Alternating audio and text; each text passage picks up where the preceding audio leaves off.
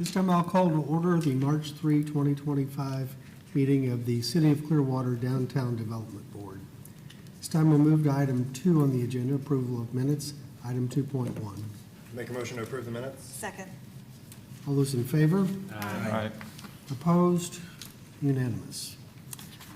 Now we'll move to item 3 on the agenda, citizens to be heard regarding items not on the agenda. Are there any citizens that wish to be heard on items that are not on the agenda today? Seeing none, we'll move to item 4.1 on the agenda. Approve the January financial statement for filing. Good afternoon, Vicki Shire, CRA Division Manager.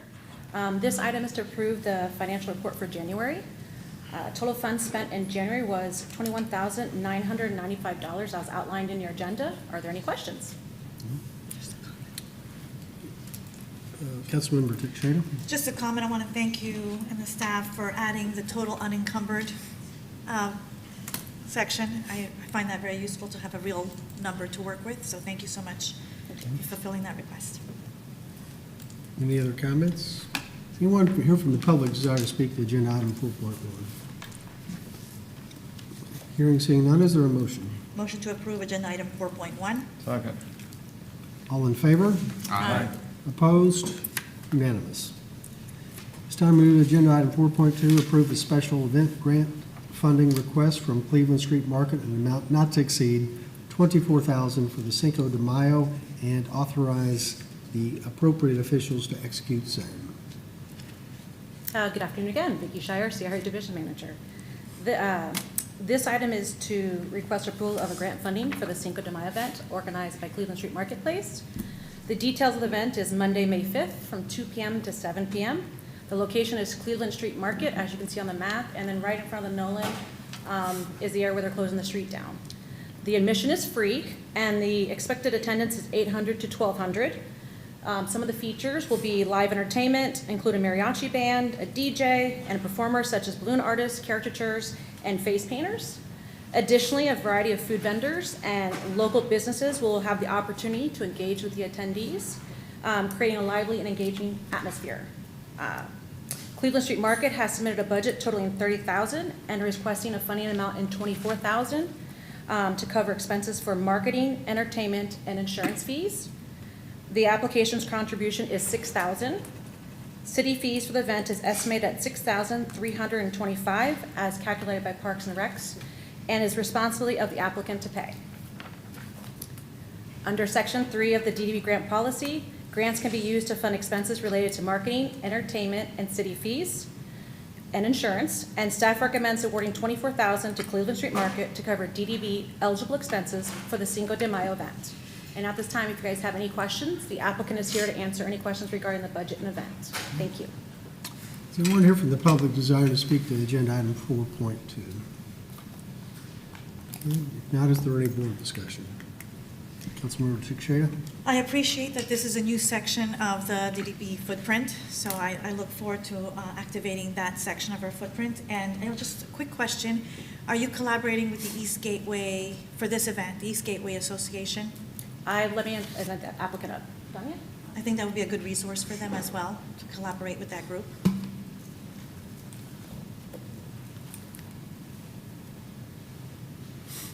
Good afternoon. Sorry if I'm a little nervous. This is new for us. My name is Danya. I'm the regional manager for the Cleveland Street Market. This is Alex.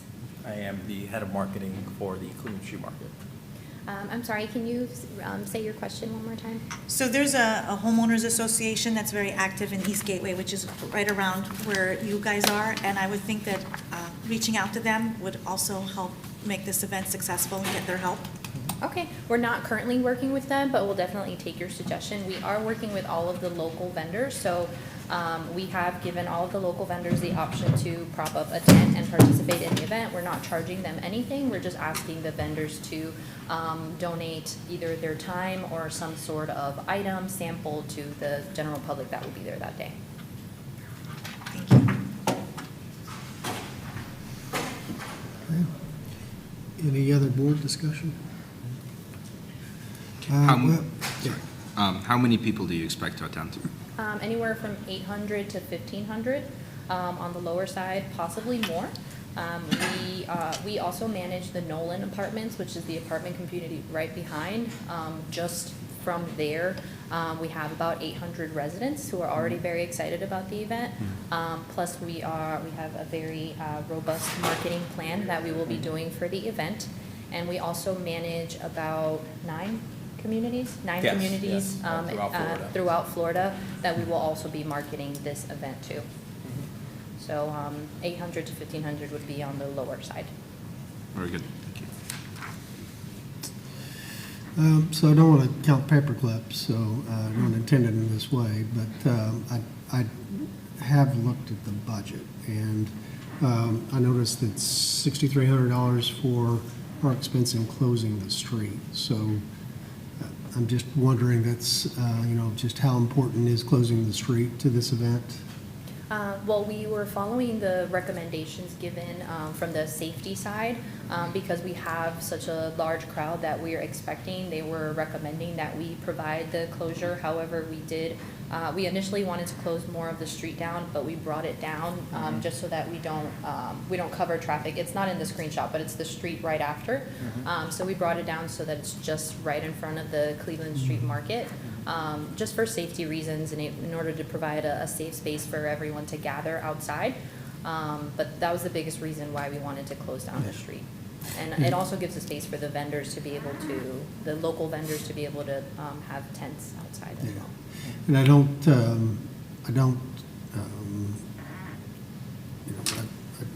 that the cost of that, I don't sure people understand what it takes to close down the street, so just making sure that that's needed here.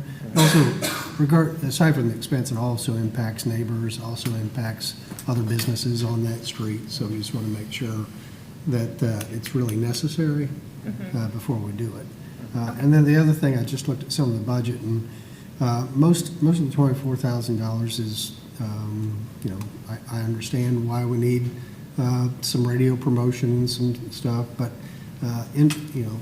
and it's not a lot. Influencer collaborations and event photography, and I'm just wondering, are some of these things that the businesses could cover instead of asking the DDB to cover some of these promotional expenses that if the businesses who are going to benefit from the event were covering these kind of tasks, that it would take a little load off the DDB. Of course.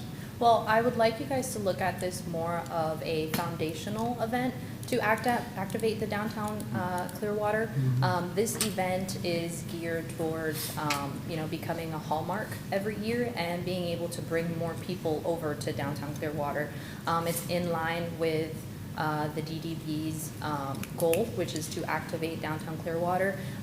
Cleveland Street Market is hosting the event, but again, we are working with the Downtown Merchant Association. We've been working with them for about 6 months now. We were initially planning a St. Patrick's Day event, but because of bureaucracy, paperwork, and things like that, we had to push it down the line a little bit. But the marketing that we're doing for this is not just for Cleveland Street Market, it's to reactivate downtown Clearwater, which is why we're asking the DDB to help us, because it's not just for our business, but it's for all of the merchants that are part of the Downtown Merchant Association. So instead of doing it on a smaller scale, we did it on a larger scale that will benefit all of the local vendors that are currently struggling. Any other board discussion? If not, no. I It's had from Menino? Yeah. I had some comments right in line with what was already said, so I won't reiterate. To piggyback off that, I think you're spending a lot of money, a lot of this budget in marketing dollars, it seems like. Hopefully you can get a lot of traction and success with that. My question regarding your event photography and videography, can you ensure that it truly represents the entirety of that downtown district on the Yes. photography and Most definitely. videography I'll side, take not care of just that the event personally. and that aspect of it? Yes. That's it. Thank you. Any other board discussion? Now, is there a motion? Move to approve agenda item 4.2. Second. All those in favor? Aye. Aye. Opposed? Unanimous. Thank you. Thank you Thank so you. much. I We hope to see appreciate you you all guys. there. You're all invited. Thank you. We'll be there. Agenda item 4.3, approve a special event grant funding request from Clearwater Jazz Holiday Foundation, Inc., in the amount not to exceed $131,000 for the 46th Clearwater Jazz Holiday, October 16th and 19th, 2025, and CGH presents Music Series Holiday Experience on December 6th, 2025, and authorize the appropriate officials to execute the same.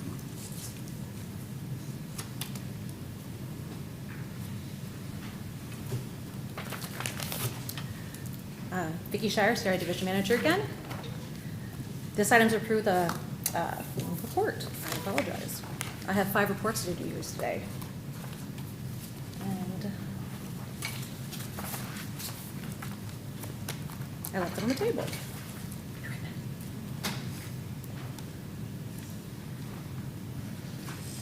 Sorry about that.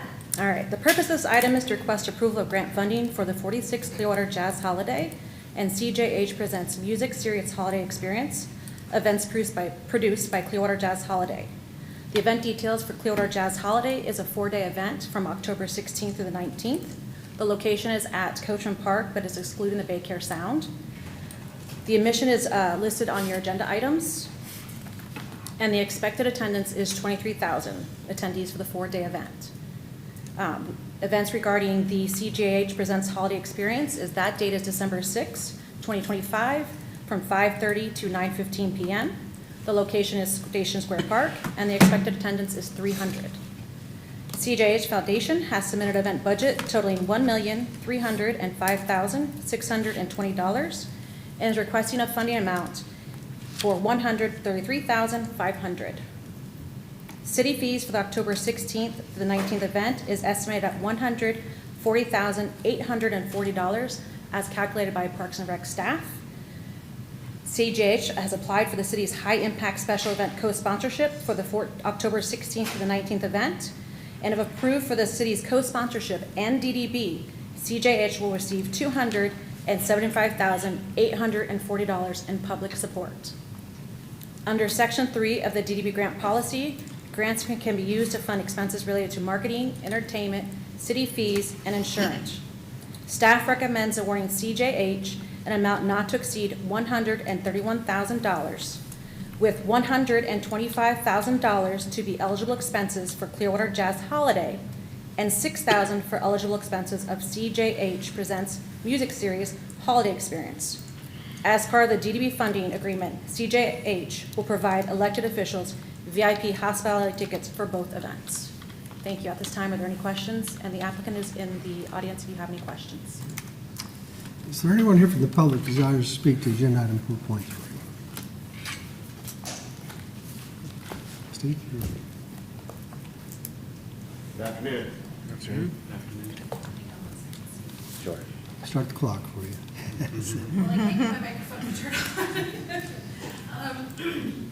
But Steve is here to speak, and he has 2 members in the audience who have given up their time, Gary and Lee.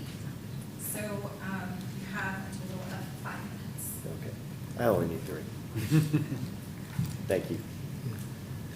Thank you again for the opportunity to be here, and I also want to start by thanking Mayor, Council, Board for the past support of Clearwater Jazz Holiday. That partnership has been instrumental in us being able to bring world-class music programming to downtown Clearwater, but also to extend that impact throughout the year with smaller events and other education and outreach programs. Jazz Holiday has been a pillar in the community for over 4 decades now. It has evolved beyond the festival. It has evolved into a year-round celebration of live music and music education. The festival in particular has become a proven economic driver, bringing thousands of visitors into our downtown, to our hotels, restaurants, businesses. Our attempt is always to create an energy for downtown Clearwater that showcases it and the rest of the city as a vibrant destination. Your investment in Jazz Holiday supports not just a weekend of incredible music together as a community, but also a ripple effect of economic and cultural benefit that extends throughout the year. Even last year, despite the hurricane-related cancellations, we were able to deliver a full year of impactful, smaller events and education and outreach programming that has enriched the lives and strengthened community connections for us all. In 2025, we are poised to build on that success. Your continued support will help us. It will help us enhance the festival experience, attract more attendees and visitors, and showcase the tradition as we celebrate 46 years in October. At a time when downtown revitalization is a priority, Clearwater Jazz Holiday remains a proven vehicle for driving awareness, economic impact, cultural engagement. Lastly, the DDB, in connection with our funding request last year, was worked with us on some flexible items, one of which was we asked for your continued consideration in allowing Jazz Holiday Foundation to apply any funds that are awarded across our needed categories of artist fees, services, which is entertainment, marketing and operating expenses, at the foundation's discretion. We truly appreciated the Downtown Development Board's past approval of this flexibility, which has been instrumental in allowing us to allocate funds where they're most needed to ensure the festival's success. I won't spend as much time on the Station Square Park event, but that's the second component of this request. It's been very successful. The request that we have in our application remains the same as last year. It was $8,500, but we have learned since we've submitted the application that we had inadvertently kept $2,500 of that amount in a category that we can't seek reimbursement for. So we're asking the council to consider allowing us to have the same level of funding for that event, which is $8,500. As reported, it was asked at $6,500 because of that issue. That Station Square Park event and those smaller events that we do under the context of our CJH Presents Music Series has been very successful. Mayor came out last year and said some remarks at that event and got to see it firsthand. It was very well attended, and we have a good proven record now with that event and what it does for downtown during the holiday season. So we're very grateful for that. We appreciate the consideration of these two funding requests, and we're proud to play a role in the city's continued mission and the DDB's mission of a vibrant and welcoming destination for our downtown and continuing the partnership. So with that, I would like to see if there are any questions about either of those two components. Yeah. This is public comment right now, so is there anyone else here from the public that desires to speak to this agenda item? Okay. If not, go ahead with your question. Just had a quick question for you. Could you explain me why did you pick October as an annual date? Why, the question is why October? Yeah, it's so the Jazz Holiday tradition dating back to 1980, which started as a chamber event designed to attract visitors to come to Clearwater during an off-peak tourist time, was designated the third weekend of October, and it's been that way for now 46 years. It's an important time. We still seek support from Pinellas County's Tourist Development Council for our ability to bring visitors during that particular time. We've certainly out of last year have questioned the timing of the event because of what happened with hurricane season. But the reality is it's still the best time for, is that for me? Okay. The reality is it's still really, in our opinion, the best and most effective time to present the event. We also have worked very hard on the parameters with the sound now in place and preserving that weekend so that we have the weekend designated for the tradition for the event. And so it's complicated now by the sound being there. We've talked about the summer's too hot, Obviously. December's too cold, and there's a lot going on in the spring in Clearwater. And so we feel, I think collectively through lots of different conversations that we have, that taking all of those into consideration, October is still the best time for Jazz Holiday to occur. Yeah, my only concern is obviously what happened last year, and I'm looking at your marketing expenses. It says $95,000 that goes towards marketing, and you're requesting $25,000 from the DDB for that, right? Yeah. So in case of the hurricane, that October is still a month where we can get hurricanes, and we had Irma in beginning of September. Last year we had it in October.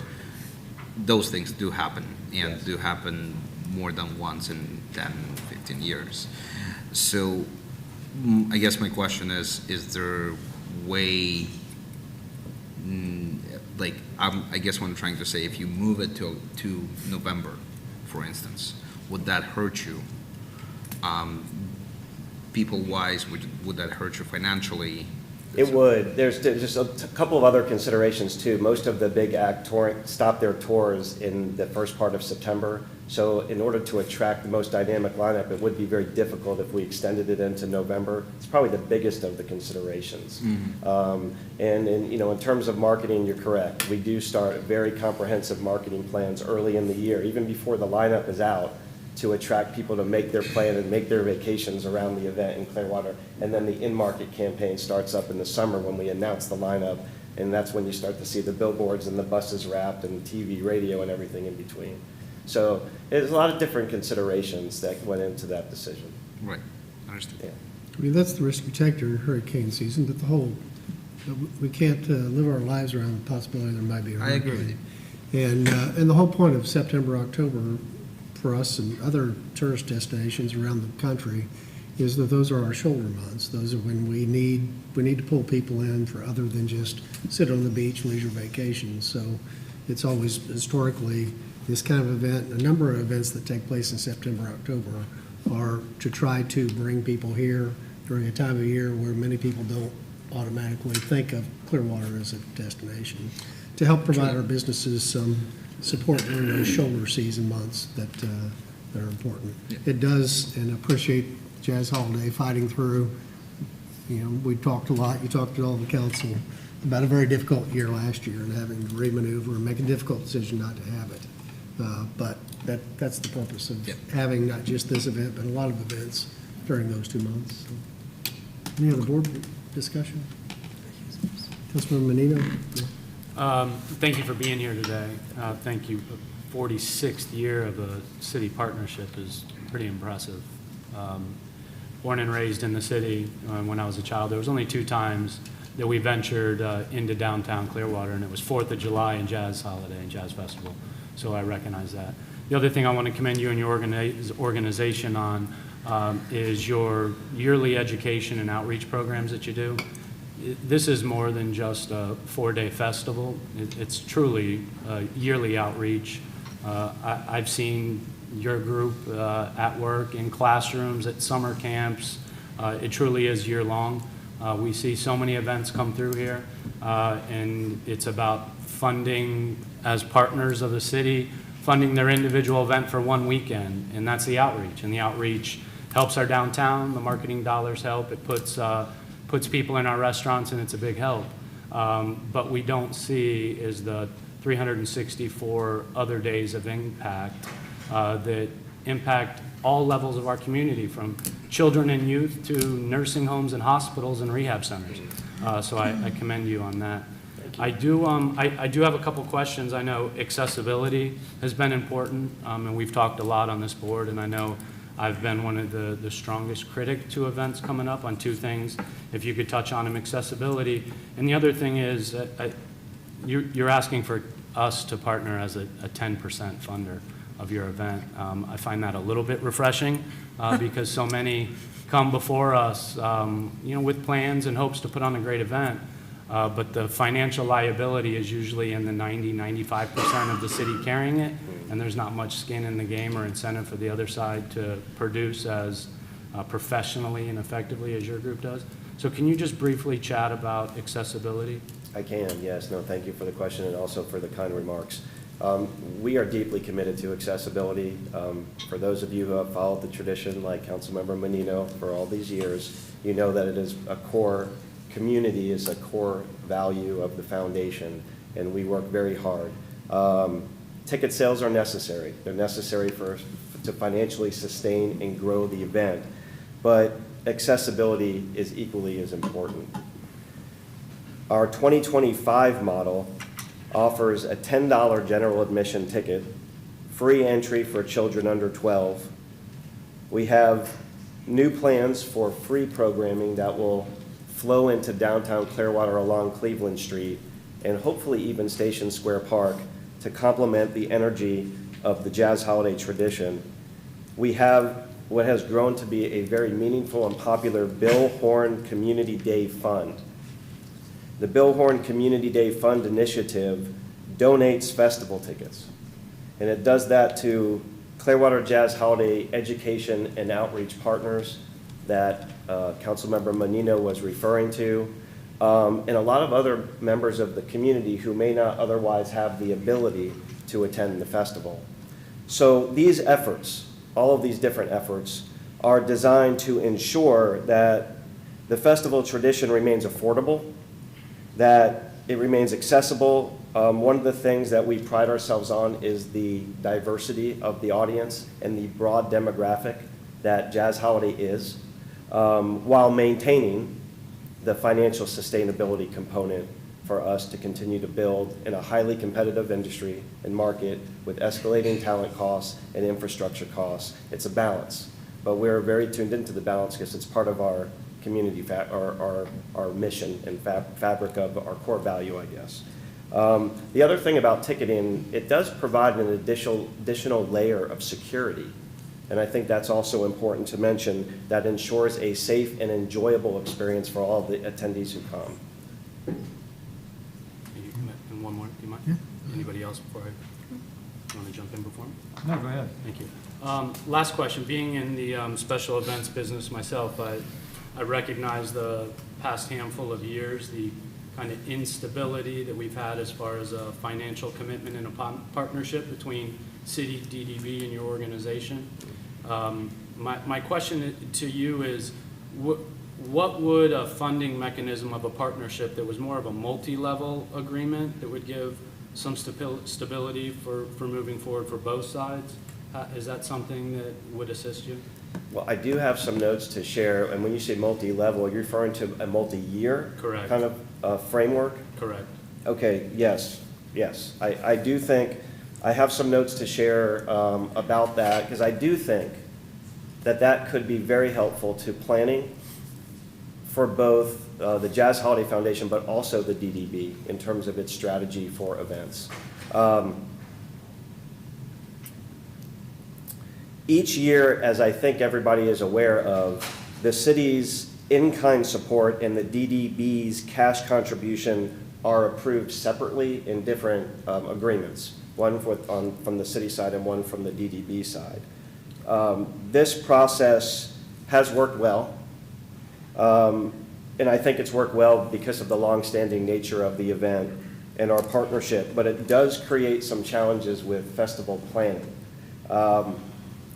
Our budgeting, for instance, our booking of artists that we have to do, those must begin well in advance of receiving final confirmation from this process, meaning that we often have to make assumptions based on past funding in order to go forward with our planning for the following year, which, while it's generally reliable, it does create some uncertainty, as you allude to, at a very critical time for us to know. In fact, we're here today in early March, and we have offers that have been extended for some time already to artists, and we have to build those plans based on the budgeting. So the city manager and I have discussed this over time, and city manager has indicated at some point along that discussion that the city is open to at least entertaining the idea of exactly what you're referring to. Would a multi-year framework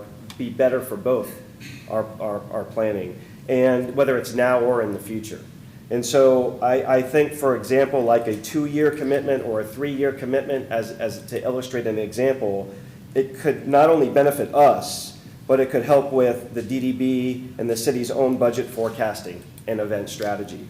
So my feelings on this are that if the DDB, because we are in the DDB context today, if it sees value in that approach, because we certainly do, perhaps as part of this year's funding approval, the board could direct the DDB staff to work with us on that. My big thing is we recognize that the in-kind support from the high event application process will occur sometime after today in a different context, and maybe it's a month from now. But our intent is to begin this conversation, and I appreciate you bringing it up, because I think it would be extremely helpful to us. And the certainty of being able to leave today knowing that the support from the DDB is in place is paramount. That's the big thing for us. But if we can frame it and have the same type of support be committed on a 2-year basis, for instance, that would be really ideal. It would be so helpful to us. And I appreciate the comments. I'm a supporter of Jazz Holiday for the many reasons I've already said. For clarity to the board, I have been critical of events that have come before us, rightfully so, because it has to be in the best interest of the city and the downtown district. And we have to evaluate the economic impact of what it does, not just on a weekend, but throughout an entire year. I appreciate your explanation to it. Accessibility, affordability is very important to us all. I thank you for answering those. I'm supportive of it. Again, I don't see events as an event. Every event is different in its own makeup, in its own fabric. And to me, this 46-year partnership, this is a legacy event. This is an anchor event in our city, and it's not, just any event. And that's why, for clarity to the board, that's why I do look at this event in a completely different filter because of that. Thank you. Vice Mayor? Well, you and I have had these conversations for a long time. I do agree exactly what you said. I think that I've seen you struggle every year with this, going all the way back when I was on DDB, and that's been 12 years ago.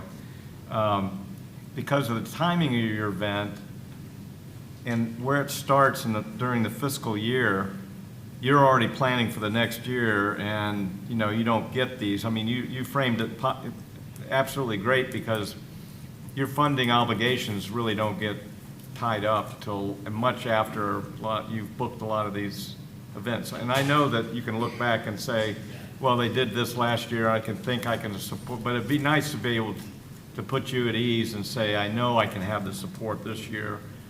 So I would be in favor of a multi-year, and I'm not sure how. I guess we'd have to ask the city attorney on that, as far as how you commit to a multi-year contract with the DDB. I know the city could be probably one way, but I think that would be good for both of us, because we look at events here as how many people can you bring in, and what amount of funding do you want? And we're pretty critical about people that ask for the sky, and how many people.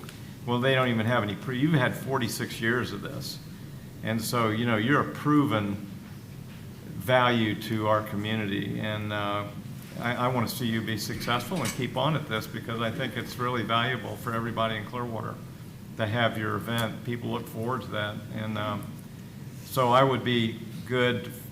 I would be a vote for having you get with staff and see what you can work out for a multi-year contract maybe next year, and maybe we need some input from the city attorney on that as well. I don't know any directly. You just need to propose it.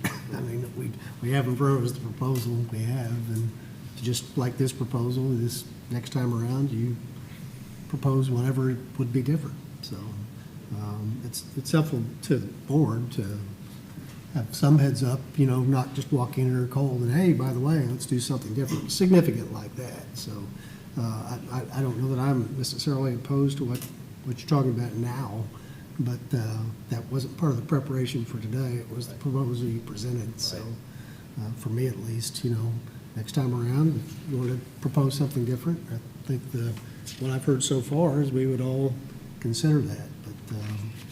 But that's not what was proposed for today. City Attorney? Thank you, Mayor. Yeah, I mean, what I would suggest is, just as a mechanics aspect of it, or process, if there is an interest in, I would say, standardizing that process between the city, DDB, and Jazz Holiday, or for that matter, any other continual partner, I would probably suggest framing that as an interlocal agreement. We would probably do that between the DDB, the city, and Jazz Holiday would be a signatory to that. So we'd essentially have a three-party agreement. That would actually bring it all under one roof. And then the terms of it would be essentially whatever is agreed to by the parties. So I'm sure everyone caught all that, right? I think everybody's good. Councilmember Cotton? Lena, if you'd like to go first. So to me, the Jazz Holiday is part of the city's fabric for decades. And I know that one of the things that I really appreciate that your organization does is really give opportunity to young musicians to perform and get hired at small events. And I know that I've supported that and I've enjoyed it thoroughly and it's been greatly received. However, there's so many conversations that I've had in the last decade or so in the revitalization efforts of downtown. And one of them was, what's the identity of downtown? How do we make ourselves separate or different from other downtowns? And then I really enjoyed the fact that organically, I think it became music and performing. I think Jazz Holiday was integral, played a very big role in that. And so I fully support what you do, not only in these events, but what you do all year round. I am also in support of this three-party agreement. I think that with the history that we have, 4 decades, I think it's kind of hard to ask you to come back every year with something that, it's been proven to be successful. So I'm in support of a three-party agreement, multi-year. And again, thank you for giving those young musicians and educating the children with music. It's something that is very well appreciated. Councilmember Cotton? Yes, sir, thank you. I agree with my colleagues, the value that Clearwater Jazz Holiday brings to the community. Thank you for that. I would also not be opposed to staff working within an interlocal agreement to come up with a multi-year deal. Maybe looking at the calendar, if May 12th meeting, therefore like going from 47 to 50th anniversary for a 3-year deal might be something, it would be well in advance to allow you preparation, give you funding that is going to be there, and maybe that's enough time to allow staff to get together, just throwing it out there, to not just look to approve what is here today, but then also give you enough time to know what you'll have until the 50th anniversary.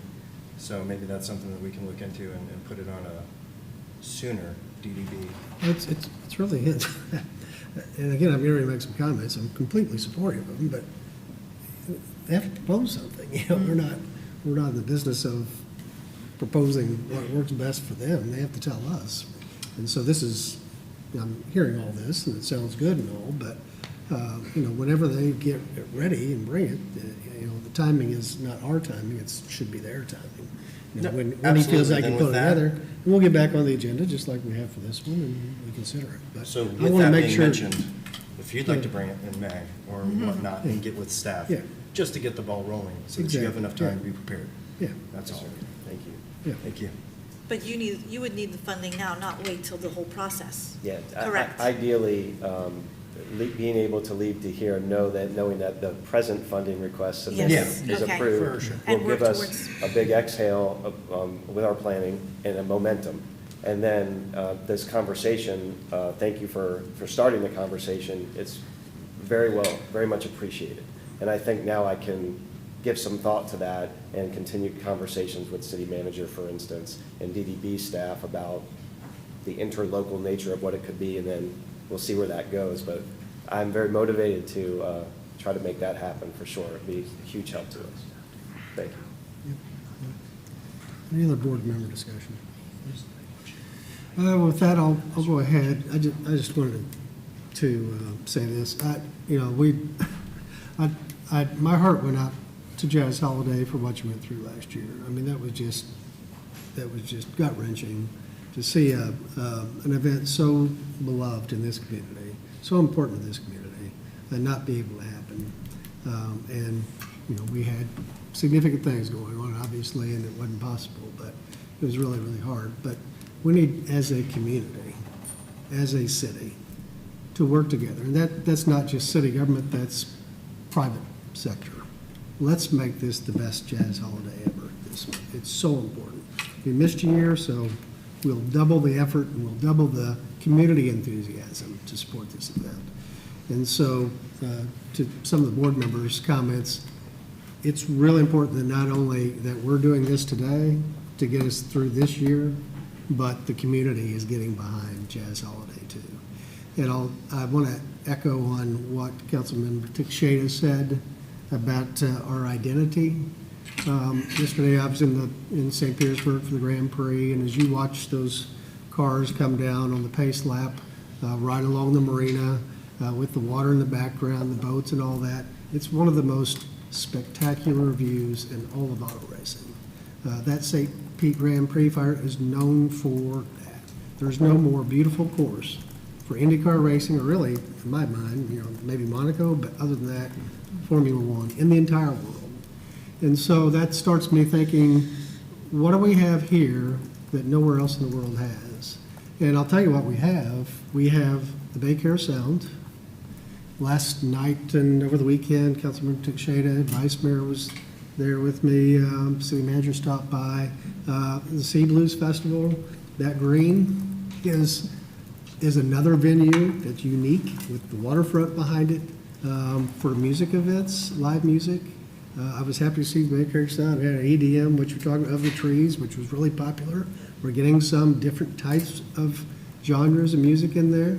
And then the Capitol Theater is one of the best small music venues in the entire country. So we really have, and then if you add on Masterson, on the Station Square Park, if we make that another music, we have a collection of live music venues of different kinds in one spot, if we consider them all one complex, better than anyone else in Tampa Bay, probably in the state of Florida, one of the best in the country, and arguably, because it faces saltwater, one of the best in the world. And so for me, we had Yo-Yo Ma here Friday night at Ruth Eckerd Hall with the Florida Orchestra, an internationally known performer for an event. For me, that, to your point, Councilman Teixeira, that's our identity. We have some of the best collection of music venues in one spot in all the world. And for us to try to dive in and support Jazz Holiday is an important part of it, Sea Blues Festival is an important part of that, more and more music venues, not just in Bay Care Sound, but acts and festivals in the green. That's our opportunity to really set ourselves apart, something that very few places in the country have. So for me, it's really important that we all get behind as a community in this year's Jazz Holiday. And it's important that we're supporting the way we are as a city today, and appreciate you working with us, holding the board together, volunteers to get through a tough year last year, so that we can all work together and make this the best year ever. So with that, any other board discussion? No? Purina Dog Show reached out there, a little disappointed with your comments there. I'm working on getting the dogs to sing. But, some of them may be able to. They're incredible, so we'll see. The blues. Yeah, okay, with that, is there a motion? Move to approve agenda item 4.3 as read. Second. All those in favor? Aye. Opposed? Unanimous. Thank you, Steve. Thank you. And thank you to Jazz Holiday for all the work, the thousands of hours that the volunteers put in to make it as successful as every year. Appreciate it. Thank you, everybody. That will move to item 4.4 in the agenda. Request approval for allocation of funds for the Cleveland Street Activation and Mobile Vendors Initiative in the amount of $300,000. Vicki Shire, CRA Division Manager. I'm here today to request approval for the allocations of $300,000 to support the Cleveland Street Initiative and Mobile Vendors Initiative, a dynamic program designed to enhance the pedestrian corridor along the 405 blocks of Cleveland Street from Osceola to Garden Avenue. The initiative focused on 4 keys: mobile vendors, special events, public art and pop-ups, and streetscape and placemaking. We have been working hard to ensure the success of this initiative, engaging with local merchants, community partners, social media groups to develop event concepts.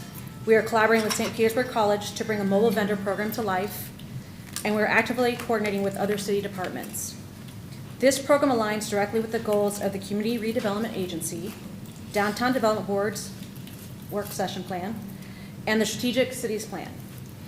By investing in this program, we will transform Cleveland Street into a destination, one that is bold, creative, and full of energy. At this time, do you guys have any questions? This time, is there anyone here from the public desires to speak to agenda item 4.4?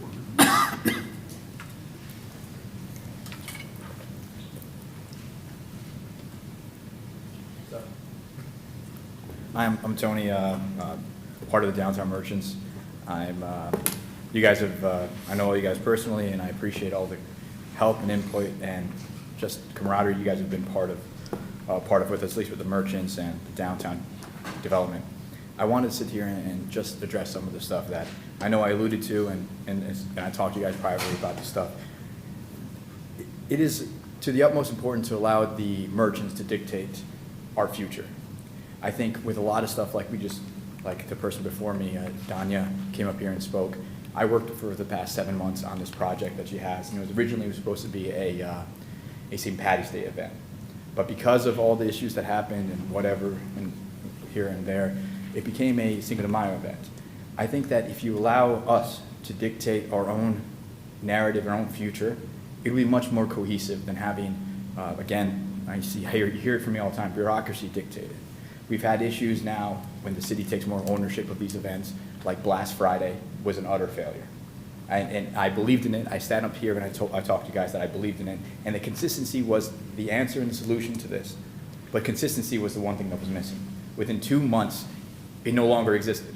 Between 3, it was in here and there. And even in the first event, there was no cohesion with the merchants. I am hesitant about this because I've asked if I could be on the agenda this. I spoke to a couple of you guys thinking that I would be on the agenda, but I'm here to find out that I was not, and that, again, it's getting put back into a bureaucrat's hands. I don't think that's a solution. I don't think that's a solution because that's what all the merchants have said. And even on this plan that's being proposed, there's food vendors. We've said that. I was an advocate of food vendors, but the merchants have spoken constantly during the CRA meetings, during the downtown merchant meetings, that we don't want vendors. And again, it's on the agenda. It just shows that we're not being heard. And again, it becomes more and more difficult for us to speak. If I asked 2 months ago so that we could present a project, so that we could unite and ask for $300,000 so that we could be the narrators of our own destiny, and now to find out that I'm not on the agenda. And it's something I spoke to you guys individually about. It's an example of how this bureaucracy does not work, of how a citizen that goes and speaks and asks for these things politely and articulately still is not heard. It's something that it's hard for me to say because I have so much respect for you guys.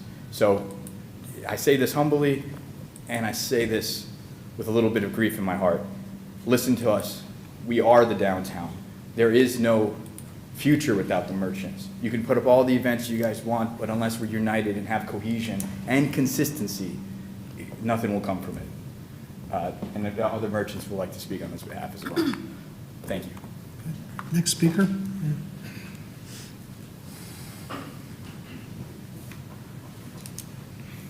Kevin Tatliji, I'm also a downtown merchant.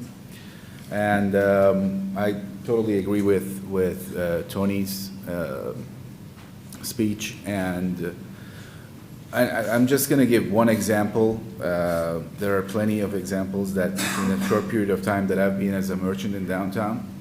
The last meeting that was placed with the CRA department, we were told that with the presentation that we were given, and all the merchants were there in the meeting too, that some modifications were going to happen and going to be presented again and asked our opinion, since we are the merchants. And nothing has happened. I have not personally seen anything. I'm not sure if any other merchants have seen it, but I don't think so. And now we're at the point now, without even knowing what's going to happen and how it's going to affect the merchants. Things are moving forward without even getting ideas from the merchants as us. Like Tony said, we are the downtown Clearwater. There are no other merchants. There's about less than 7 of us. And on the other hand, there are different examples that The events that has happened in Coachman Park and the Sound, not only it actually helped the merchants in downtown, it actually affected the business negatively. And we have expressed these concerns as well. And going back to the fourth and the fifth block, the most important, what I'm understanding is that the idea of having these funds allocated to help the downtown Clearwater, fifth and the fourth block. Now, if the idea is to help the merchants, why there are ideas that will actually affect the merchants negatively by bringing on the food, for example. We have 7 restaurants into the total of fourth and the fifth block. We do not need any food vendors. What we need is other vendors that to attract more people over to downtown. We already have the people coming over to, there are I think 6 different cuisines, 7 different cuisines in downtown Clearwater. And on the other hand, as a DCMA member, we would like to, there are many examples that has happened in the before too. Any help that we receive from the city, the DCMA was the decision maker on how those funds were going to be allocated. And so I kindly request that to consider it and put this in consideration as well. And hopefully we can see support. Thank you. Is anyone else who desire to speak to this agenda item? Hi, everybody. Jake Pastorino, Timeless Entertainment is the company that I own. Kind of following up on some of the stuff that they said, the idea of consistency for the city and the events that we would like to put on is a huge thing, and something triggered me to speak today because I wasn't really going to, but the Clearwater Jazz, the idea of the 2 or 3 years, kind of knowing that there's a little bit of a buy-in for those 3 years, and that's obviously not something we're asking for, but even just an annual amount for events that lets us have some consistency, have a level of service for these events, or a level of professionalism at these events, so that it's not 5 or 6 or 7 or 8 different companies trying to put on a different event each month, and it's the same thing, and you're getting the same value each time. I think is very important. It hasn't necessarily worked in the past in the ways that I think it can. I've said this before in front of you guys that we have a really great opportunity here and a beautiful city, and the mayor has talked about all the opportunities that the city of Clearwater has. But there is a lot of opportunity to have great events and annual events and families to come in here. So, anyways, I just wanted to kind of follow up on that. I think having the ability to not have to come in front of you for every single event would really benefit by having a full program, an annual program per se of events that we could put together. So. Anyone else here from the public who desire to speak to this agenda item? Is there any board discussion? Councilwoman Teixeira? Mr. Tello spoke with a heavy heart, and I can empathize because that's exactly how I feel right now. I feel like I was not being heard the various times that I went to your DCMA meetings, because I clearly remember saying that the merchants were going to be vetting the vendors, and that first dibs were going to be given to any brick and mortar that wanted to extend and have a presence in mobile. The reason why we haven't gone to you is because we haven't done anything yet. Today, we're finally approving the budget. So my heart's heavy because I feel like I'm not being heard, that you guys feel you're not being heard. 7 businesses in downtown does not make a successful downtown. We are trying to help you, and you are part of the process, but that takes time. And right now, we're just accepting the budget to continue. But I thought I was very clear in my communications and the meetings with the CRA. You are part of that equation. Your voice will be heard. We just need some patience. Regarding this budget item, I'm very happy because it's always been sort of this abstract number in a little column, and I'm very happy that we're finally moving forward and actually making this number real and moving forward with this project, as well as the St. Pete collaboration, which I'm very excited about, adding that youth influence in downtown. Brian. Work our way that way. No, please, go ahead. Yeah, Go ahead. start with that. I do see a lot of benefits from this proposal. And I do see how this will change a lot of things. Now, what three of them said makes me really concerned. I would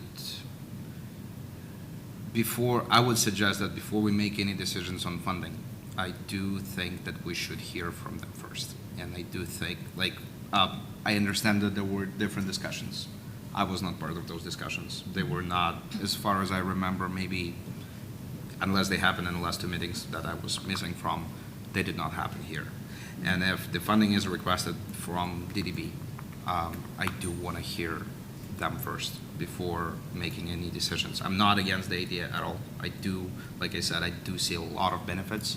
I do agree with what you said regarding that the 7 restaurants do not bring nearly as many people as we would hope would visit downtown. But at the same time, we cannot put responsibility on 7 restaurants and ask them to fulfill the downtown for us. And if our other solution would hurt them, then it is concerning, because they are merchants, they are what makes downtown downtown as we are right now. They did invest a lot of money, and they did invest a lot of time to help us, and I do want to help them. I don't want to hurt local businesses. But I might be missing some data, I might be missing some information. I do want to hear from them, hear their viewpoint, and I do want to hear from them more before approving this request. At least on my end, I would like to table it. Okay. Before you take a motion, see if there's a second on it. Just for my clarity, all we're doing is we're just allocating the money to the initiative. We're not deciding on how it's going to be spent, correct? Yes, sir, it's just being Yeah. allocated. We're just now. setting aside. It's just being 300 set for the aside initiative. for. So the future- details that the speakers got Correct. into, this has nothing to do with that. No, sir. We're just deciding on the amount that we're going to set aside for the initiative. How it is spent will come later. But this is Correct. just saying, Okay. we're going to put $300,000 towards it. So if you want I guess my It's- question to is, reconsider or not, And- tabling it. Sorry. but- understood. That's Jesus Nino for the record, Executive Director for CRA. That's exactly correct. We're just putting the money aside so that we can start programming the 400, 500 block. And just to make a few corrections, after I met with the merchants, we did make it very clear that they have first crack. We're not going to have anything that is going to be in competition with their particular business. Everything we do is going to be complementary to them and help them. For instance, we're not going to really have any kind of food type vendors. These are going to be mobile vendors, but they're going to be, for instance, let's say we have some kind of dog event. We might bring a vendor in that deals with dog grooming or whatever it may be. So everything we do is in collaboration with them. And I'll make sure to start attending these more regularly DCMA meetings so I can make sure I hear them correctly and make sure that the message that we're trying to deliver to them is delivered correctly.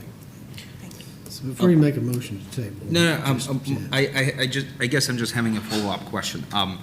So I understand we're just allocating the money, we're not deciding how it's going to be spent. But then my question is, when and how that is going to be decided? Is DDB is participating in that decision, or is that decided internally? Staff?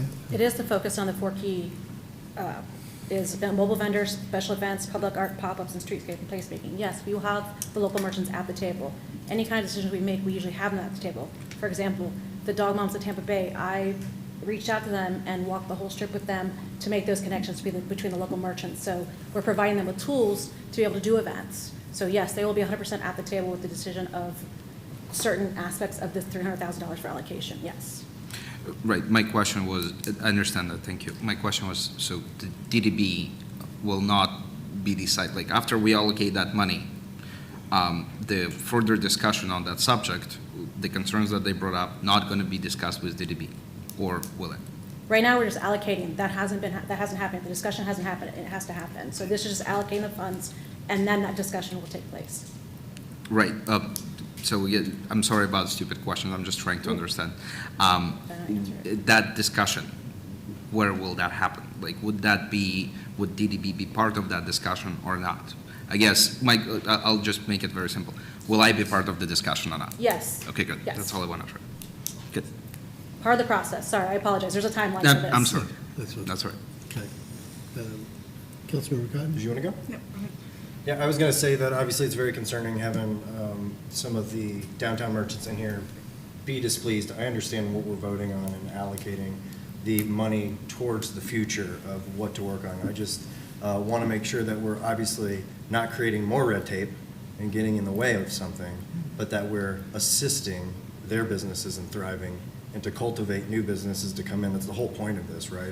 Correct. It's to start this, to get downtown revitalized, the vigor that it has, people coming here from St. Pete, Dunedin, to eventually this go away and it be self-sufficient, right? So I just want to make sure that, and I do believe you guys will be taking their thoughts and concerns into consideration. I want to make sure that that is covered because there's no sense of cutting our feet off, below our knees if we're trying just to start walking, so. Go ahead. So I'm like you in that I don't have a full concept of what this is. So being brought before us to approve something, I don't feel comfortable doing. I will say that I was at the meeting that Commissioner Lena was at and was talking to them. You did say that they would be brought in. So I do want to just reiterate that, that she did provide that. But I'm the same way. I don't feel like I have a good understanding of this to approve or disapprove at this point. So maybe just one more time, I'll just try, and I understand. So this is just to allocate the future use of these funds so that they're there. So whether we go with the local merchant society to put on the events, whether a production company puts on the event, that money is still there so that it can be used in the future. However, the local merchants, DDB, whatever idea we come up with that's going to be best to provide this exciting new energy in downtown. So there's no decision making on who's going to get to spend this money and how. It's just allocating those funds to be put away so that it can be used in the future to bring that exciting downtown energy that these local merchants, that everybody wants in this community. So essentially, we're just budgeting. It's just part of the budget, so it's there. I think the question is when you come up with that event, is that being brought back to us? I think that's the most simple aspect of what their question is. The merchants are going to be at the table, and the DDB board is going to be at the table. As we start to put together these programming, if it requires DDB approval, we'll be right here before you, and we'll make sure that we're right there at the table with the merchants from 400, 500 block, and including the entire downtown. We'll be inviting everyone to the table, not just 400, 500 block, because it is the downtown. Councilmember Menino? Thank you.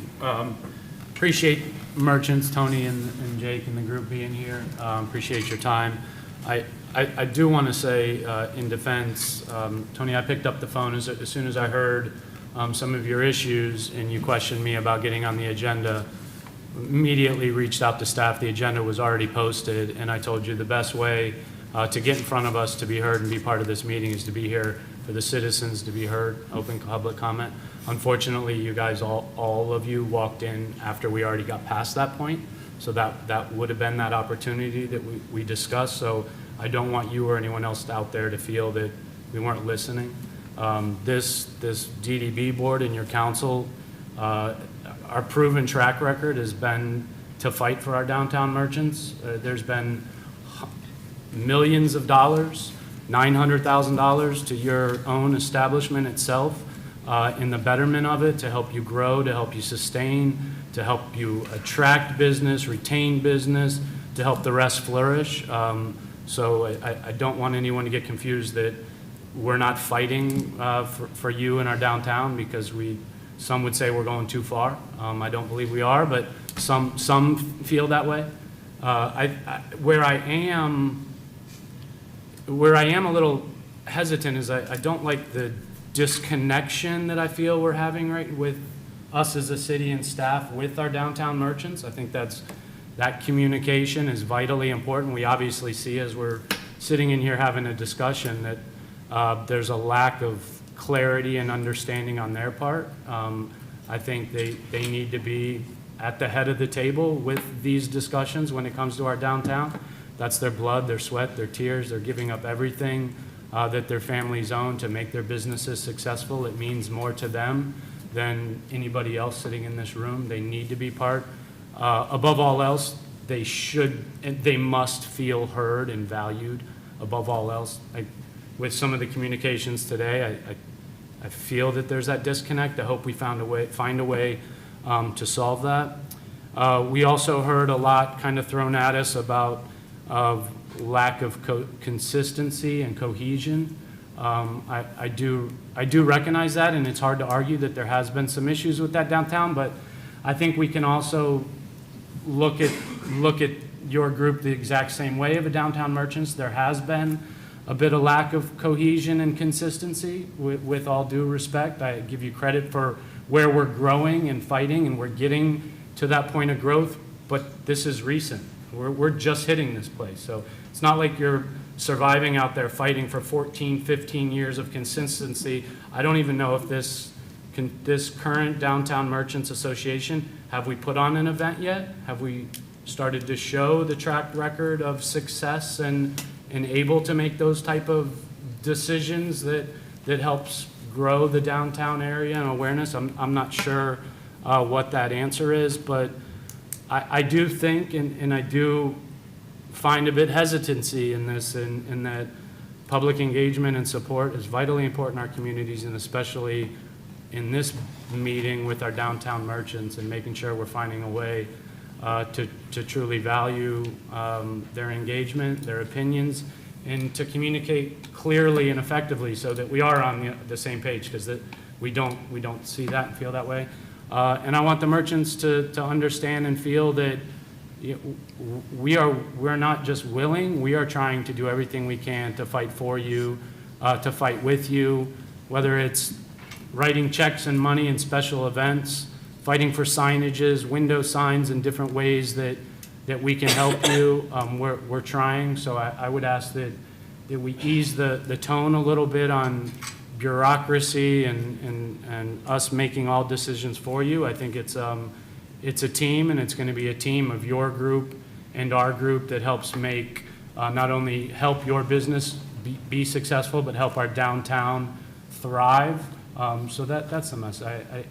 I'm with you. I'm not really sure coming into this what this agenda item looks like, what we're trying to piece together, but we're getting it. And I think this is, if we are truly allocating basically just a budget line item for those things moving forward, I think we need to give the Merchants Association that clarity that budget line item is for them to drive these special events. It's not us for sit here and tell them what we're going to do and what we need to do.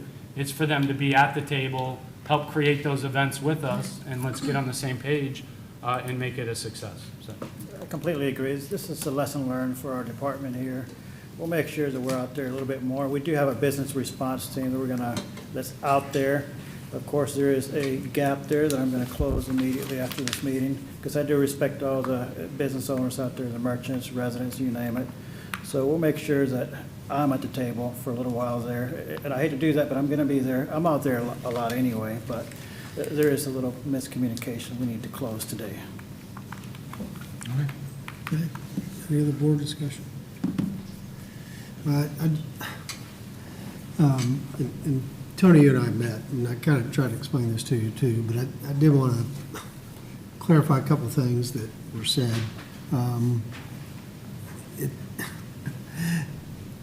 This is the Downtown Development Board, and it's not just a certain block or a certain group of businesses' money. It's collected from a broad footprint, and so it really, the entire footprint of the folks who contribute to these monies should have a say in it. So to turn over the monies to just one group, small group, block of business owners, is not the way this is set up. It's broader than just the certain businesses that you've said today.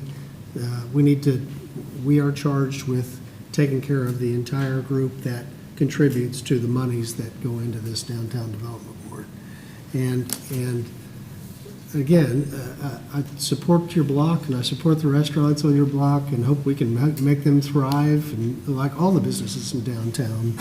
But downtown Clearwater is more than just one block or 2 blocks of downtown. It's a bigger footprint too.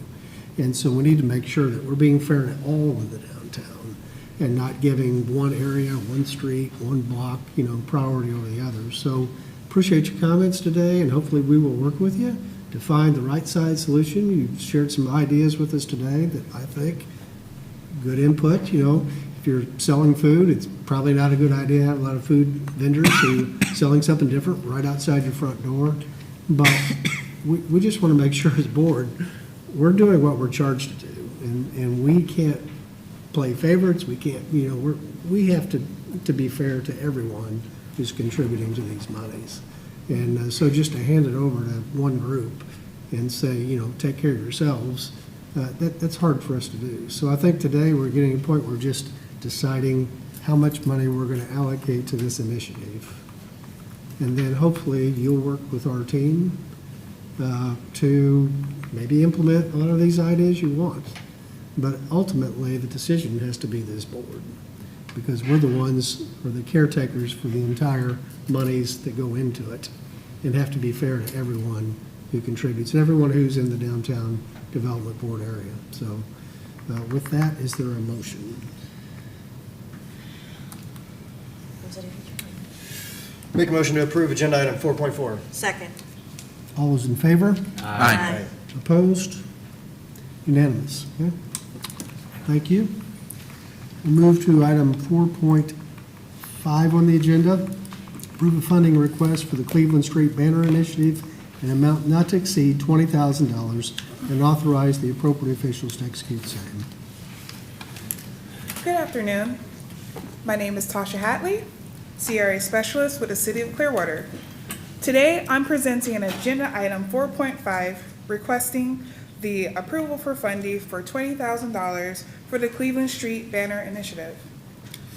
These banners are one project under the much larger Cleveland Street Activation Mobile Vending Initiative, targeting streetscape and placemaking to help revitalize Cleveland Street corridor, also while showcasing the public art. Actually, I have some examples here. So these are a few examples of the banners that are in design process. So, oh, there we go. There you go. There we go.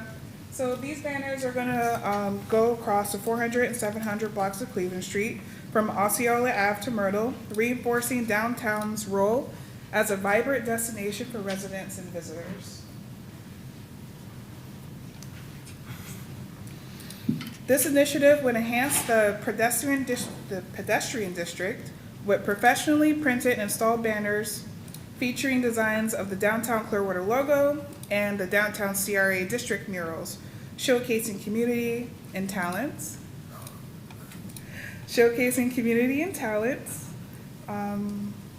And improving Cleveland Street's visual identity. We have collaborated with Baycare Sound, whose promotional concert banners will be cohesive with the Downtown Clearwater banners. So they'll be alongside each other along the blocks. Staff is working with Florida Graphic Services, which holds an active contract with the city to develop this project.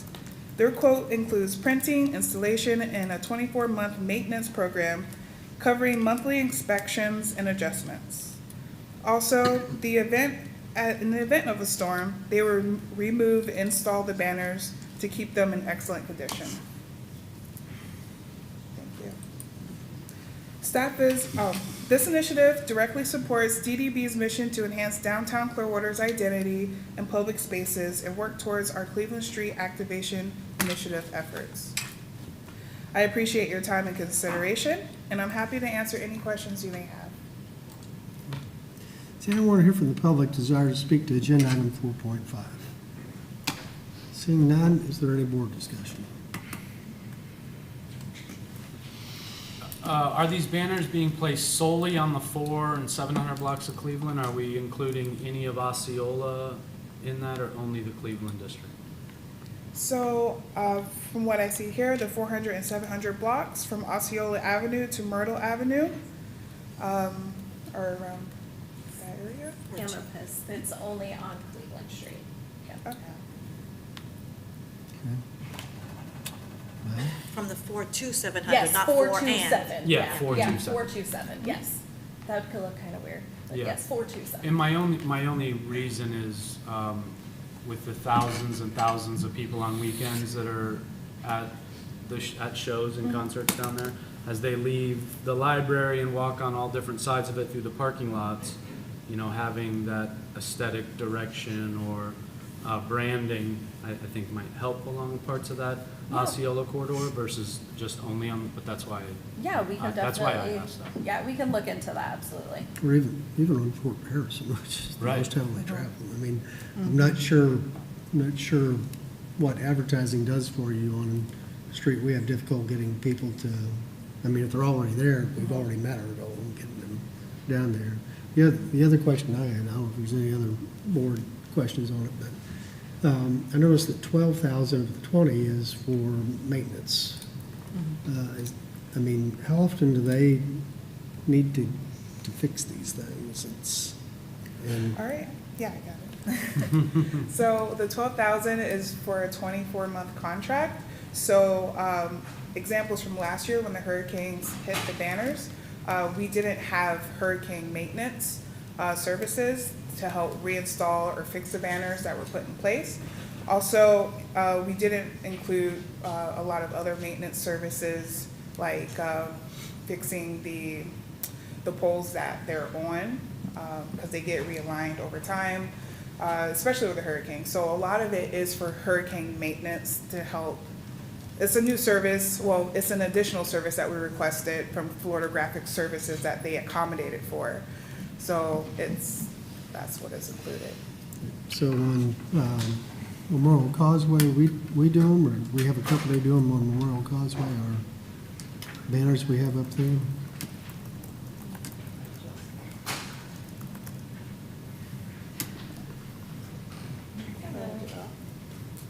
Joelle Castelli, Communications Director. The banner program, the city's in the process of drafting a citywide banner program right now. The Phillies just put up their banners on the causeway, and that's not part of our official banner program that we're doing citywide. But for other events on the causeway, do we put them up and take them down, or we have a contractor do it, or? They're not, there's no formalized process right now. Okay. There used to be, and it was each individual, like Clearwater Marine Aquarium would put them up, and then the city would put some up, and then the Phillies would put them up. But right now, the Phillies are the only ones putting them up, and we're still in the process of drafting a new program. Okay, got it. Thank you. Okay, Councilmember Cotton? Yeah, to that point, would it be more cost-effective for Parks and Rec, or whatever division it is, to put up our own banners? They previously did. I think it's more cost-effective to have Florida Graphics do it as part of the RFP. Okay. Okay, any other board discussion? So what I'm Councilmember hearing Kitchen. is instead of having it concentrated on a street with not as much traffic, you want it spread out more on Fort Harrison and other locations to promote downtown, rather than just stick to just Cleveland Street. Is that what I'm hearing? Yeah, I would say, I mean, I agree with Councilman Menino. We're trying to attract people to Cleveland Street. We want to, for me, the signage off Cleveland Street's more important to draw them into Cleveland Street. And that's kind of why I was asking. It was more, you know, the branding, the beautification of as we lead into the downtown Cleveland area was why I was posing that question. I think Councilman Menino made a good point about with the park now beginning to flourish, that Osceola in particular would be a street where we would want some of these. So I guess the question is, are these banners can be considered beautification effort or a branding and promoting effort? Because that's, right? If it's beautification, then I can understand just being on Cleveland Street. But if the true intent is to promote downtown, then we need people being drawn into it, rather than when you're already in there, you see it. So I guess that's the question. Is this a beautification effort or a promoting, marketing, branding effort? Okay, so Okay, you got it? I got it. 'Cause all right, no, We're good. I got you. Okay. I told you. Ann Lopez, Assistant Director. So for Cleveland Street, I look at this as kind of a beautification of Cleveland Street.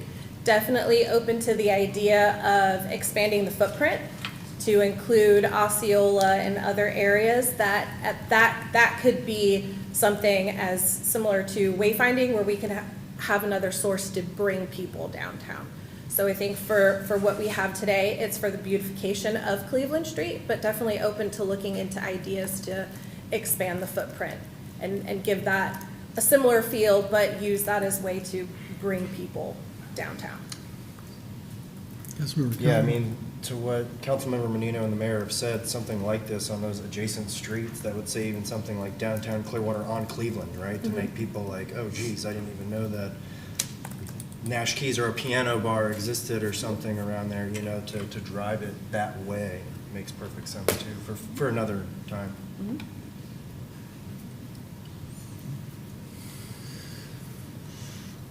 Yeah, and did I read right, there were 88 of them altogether? Yes. Yeah. So 88's a lot. That's a more lot. than A lot. street. A lot. Yeah. So- There's a lot of holes. Yeah, they're double-sided. So while you may see one pole, it's actually two So- banners, because so there's it's one really pole and it's 44 So spots. 44. yeah, so. Okay. Okay, any further board discussion? If not, is there a motion? So I'm approving the budget, but with the intent of spreading it out more. Okay. Then I move to approve agenda item 4.5. Second. All those in favor? Aye. Opposed? Count laughter as a yes. Unanimous, thank you. Agenda item 4.6, approve recommended changes to the Downtown Development Board grant request policy and procedures and application. Good afternoon, Ann Lopez, Assistant Director. This item before you is to make recommended changes to the Downtown Development Board grant request policy and procedures. I would like to start off and thank both the CRA staff and special event staff, and they worked very hard on this to kind of collaborate and find a policy that works well for both of us. We have those highlighted. I did notice this morning that when we entered the redlined version as a PDF, it took out the red line, so you all have a redlined copy there so you can see the changes that were made. And I'd be happy to go through those or however the board would like to discuss the changes. Is there anyone here from the public desires to speak to agenda item 4.6? I'm seeing none, is there any board discussion? Councilmember Tixley. I'm okay with everything. I just was wondering how the Board of Trustees feel about giving a little bit more flexibility in the time. I know that a lot of the events do take 120 days, but I'm not a professional event planner, Councilmember Benino, but I was forced to be in that role for many years in the DCMA. And I think you can successfully do it if it's a small scale or if there's not as many moving parts to 90 days. So I would like to offer that flexibility. Instead of all 120, give the flexibility of 90 days. I'm not sure how the rest of the board feels. Yeah, I'm in agreement with that. That was the one sticking thing that came out whenever I was looking through it, too. That 120 days, that's a lot for some. I agree. I agree with you. The 120 days is common. Every one of the surrounding municipalities for special events do put that timeline, and it is 120. There is the flexibility, and we discussed in our one-on-ones that this board has the ability, when they submit an application and it's 87 days out, to present it to the board, and the board has the ability to make that decision to move forward with it or not. But I do think it's important to have a hard line date, just so people aren't showing up 12 days before an event, because it happens, and you know it happens. Yeah. But I do agree with you. It's a good point for that flexibility. Okay. Any other board discussion? If not, is there a motion? Are we moving it from 120 to 90 days? Is That was going to be That my would be the question, is motion if we wanted to. That is the motion? Okay. Well, whoever Minimum. makes it, that's Okay. what they would say. Move to approve agenda item 4.6. with the amendment of moving from 90 to 100 days? No, 120 to 90. 120 to 90 days. Okay, is there a second? Second. All those in favor? Aye. Opposed? Unanimous. Thank you. Thank you. Okay, at this time, are there any board members to be heard? Okay, with that, we will adjourn the March 3, 2025 meeting of the Clearwater City Council Downtown Development Board. And we will recess for a few minutes while we change the day as for the next meeting. Okay. See you guys.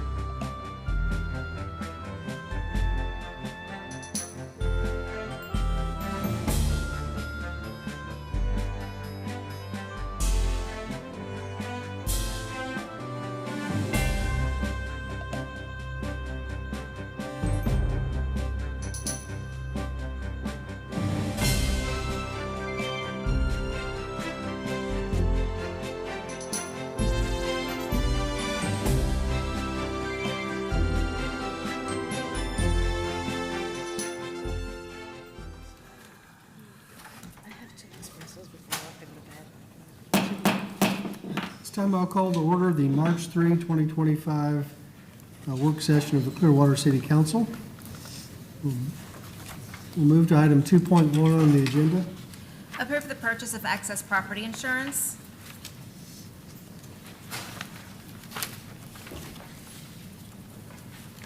Good afternoon, Mayor, council members. My name is Todd Marone, Risk Manager for City. Today, item to approve the purchase of our property renewal for excess property insurance. Includes bridges, boiler and machinery, which is our equipment breakdown, and our terrorism policies for an amount not to exceed $5,275,000. Happy to answer any questions. Any questions on this agenda item? Councilmember Menino. Thank you for taking the time to sit with us. Obviously, you speak this language way above the majority of what we're going to understand. But I want to commend staff for restructuring the more frequent appraisals, which obviously are leading to what's an 8.3% overall decrease in premiums is beautiful to see. And all of us, if we were gambling, we probably would have said that's not happening, and to present that is beautiful. What I didn't get a chance to ask, if you can just help me briefly understand the 20.39% premium increase in bridge coverage? So our bridge policies is property, but it's broken out as a separate line of property type instead of being on our main property schedule. If it were to renew within the total TIV for property, that rate would be double. So we get about half of a rate. We get a reduction of half of the rate charged for regular property when we go separately through two carriers, Chubb and I forget the other one off the top of my head, to insure the bridges. Now our SIR is slightly higher for our bridges, but it's still a 5% SIR deductible for named windstorm, which is similar to our property schedule. So we do that to get a better rate. If it were to be included in our total property schedule, the rate just for the bridges would be the same as our total property, and it would raise our premium for each of those locations by double. So yes, we've enjoyed the last couple years, the premium increases have been modest, and so there's been an adjustment relative to storm activity and bridge losses, not just within our city, but in other locations throughout the state. So it's a reflection in the premium going up, but if we don't do it separately, it'll be much more expensive for the city to cover the bridges. Thank you. Any other questions? And we could schedule a session just to talk about bridges. My calendar looks a little full. Yeah, We're good. So do we have consent on agenda item 2.1? Yes. Yep. Thank you very much. Thank you. We have consent. Thank you. Agenda item 3.1. Declare a surplus one City of Clearwater gas system fee simple owned real property. Good afternoon, Brian Langgill, Executive Director for Clearwater Gas System. This is our Pasco property that we purchased about 30 years ago. When we first expanded up into Pasco County, we had a remote operations facility up there, which helped with the operations and administrative functions. Now we have vacated that. Actually, during the recession back in 2008, we brought everybody back to the downtown offices. So it's been vacant ever since then. We even demolished the building a couple of years ago because it was no longer a usable facility anymore. So it's just vacant land now, where we've been using it for storage, pipe storage, and things like that. But most of our growth is up in the central Pasco territory now. So we're looking to sell this off now that the market has gotten better up there along the US 19 corridor, which is where it's located at. We had an appraisal done, and it was appraised at $650,000. So we purchased it in '95 for $275,000. So we feel like this is the right time to go ahead and list it for sale and see what offers we get on it. I'd be happy to answer any questions. Any questions on this agenda item? Just a comment. Yep.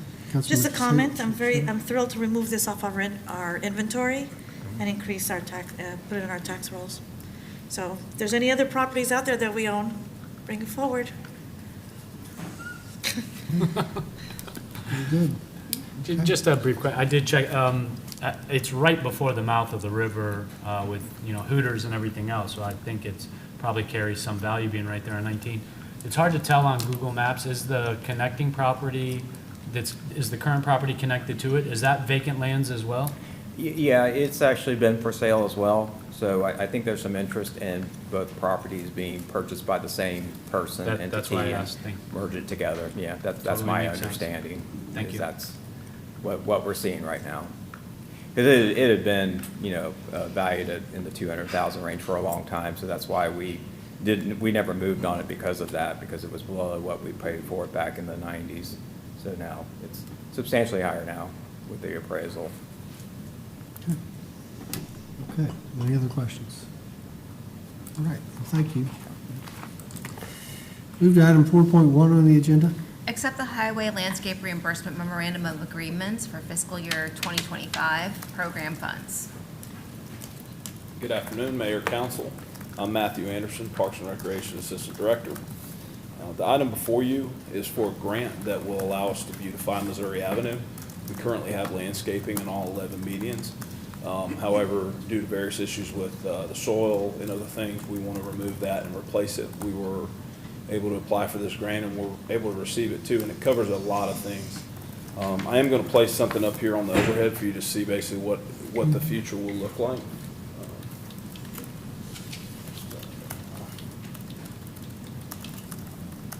This is a very simple landscape, but it is neat, clean, and it brings color to those medians. So we have 1.63 miles of corridor from Bayview, where Clearwater and Largo line is, up to Court Street, 11 medians. The grant we received is for $435,772. That will cover all the plants, all the soil, mulch, sod, those type of things. There is a financial responsibility for us of potentially $114,000 for design fees and irrigation. Irrigation is one thing that is not covered through these grant dollars. But that is the amount essentially that we could be up to on the hook for, depending on how it works out with the designs.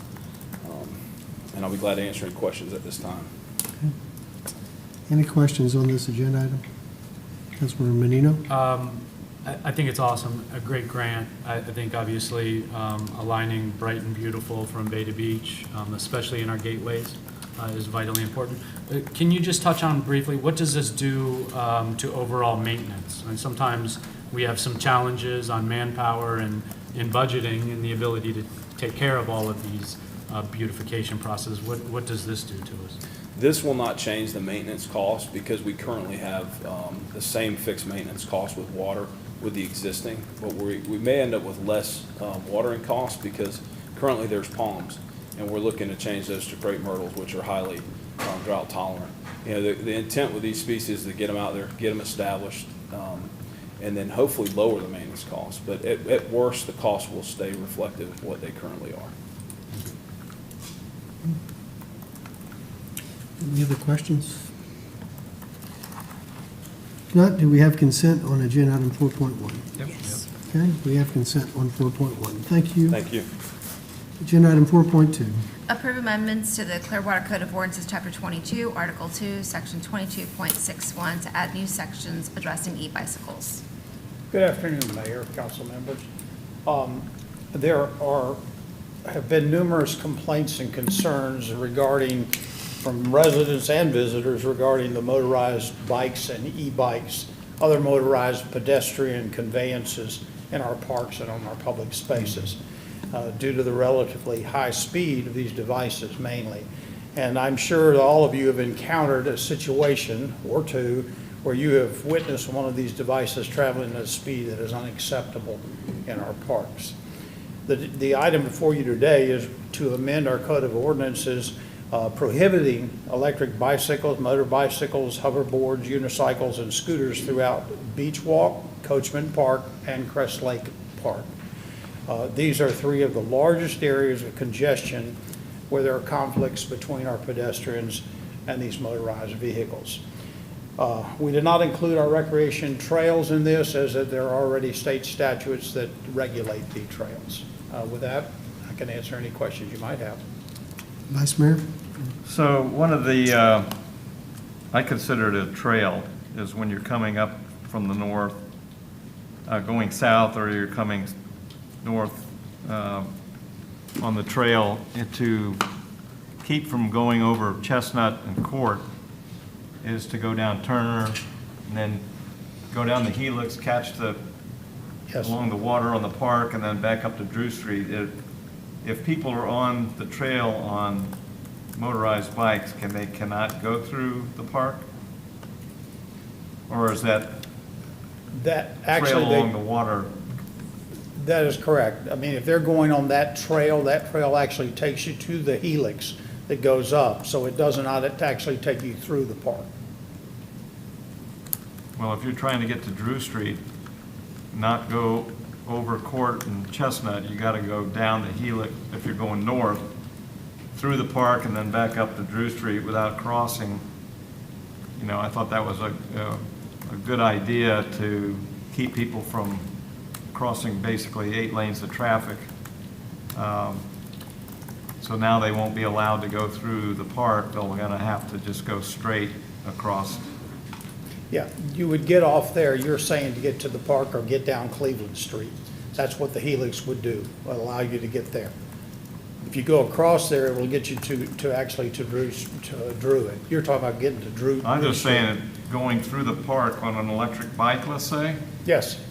I mean, even if you're pedaling an electric bike and you come down and go along the water and then back up Drew Street, and it keeps you from going across Court and Chestnut, that won't be allowed now. That is correct.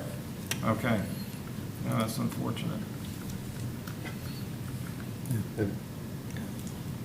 Okay, Councilmember Cotton. It might be putting you on the spot, Mr. Cater, but do we have any confirmed injuries from anything that we know of? Do we have concerns of injuries from these? Do we have confirmed injuries of I'm not aware of any. Accident? I am not aware of any. Okay. I'll be honest, my son has a battery-powered scooter, and I take it in the majority of those parks that we've mentioned.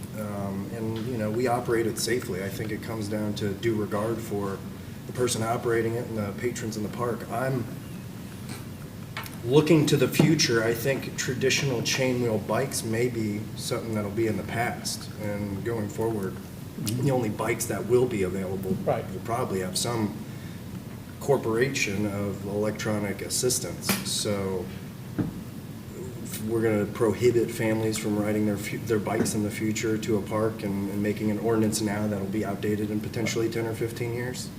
And again, we're looking at 3 areas. I think the main area that really the concern for everyone is Beach Walk.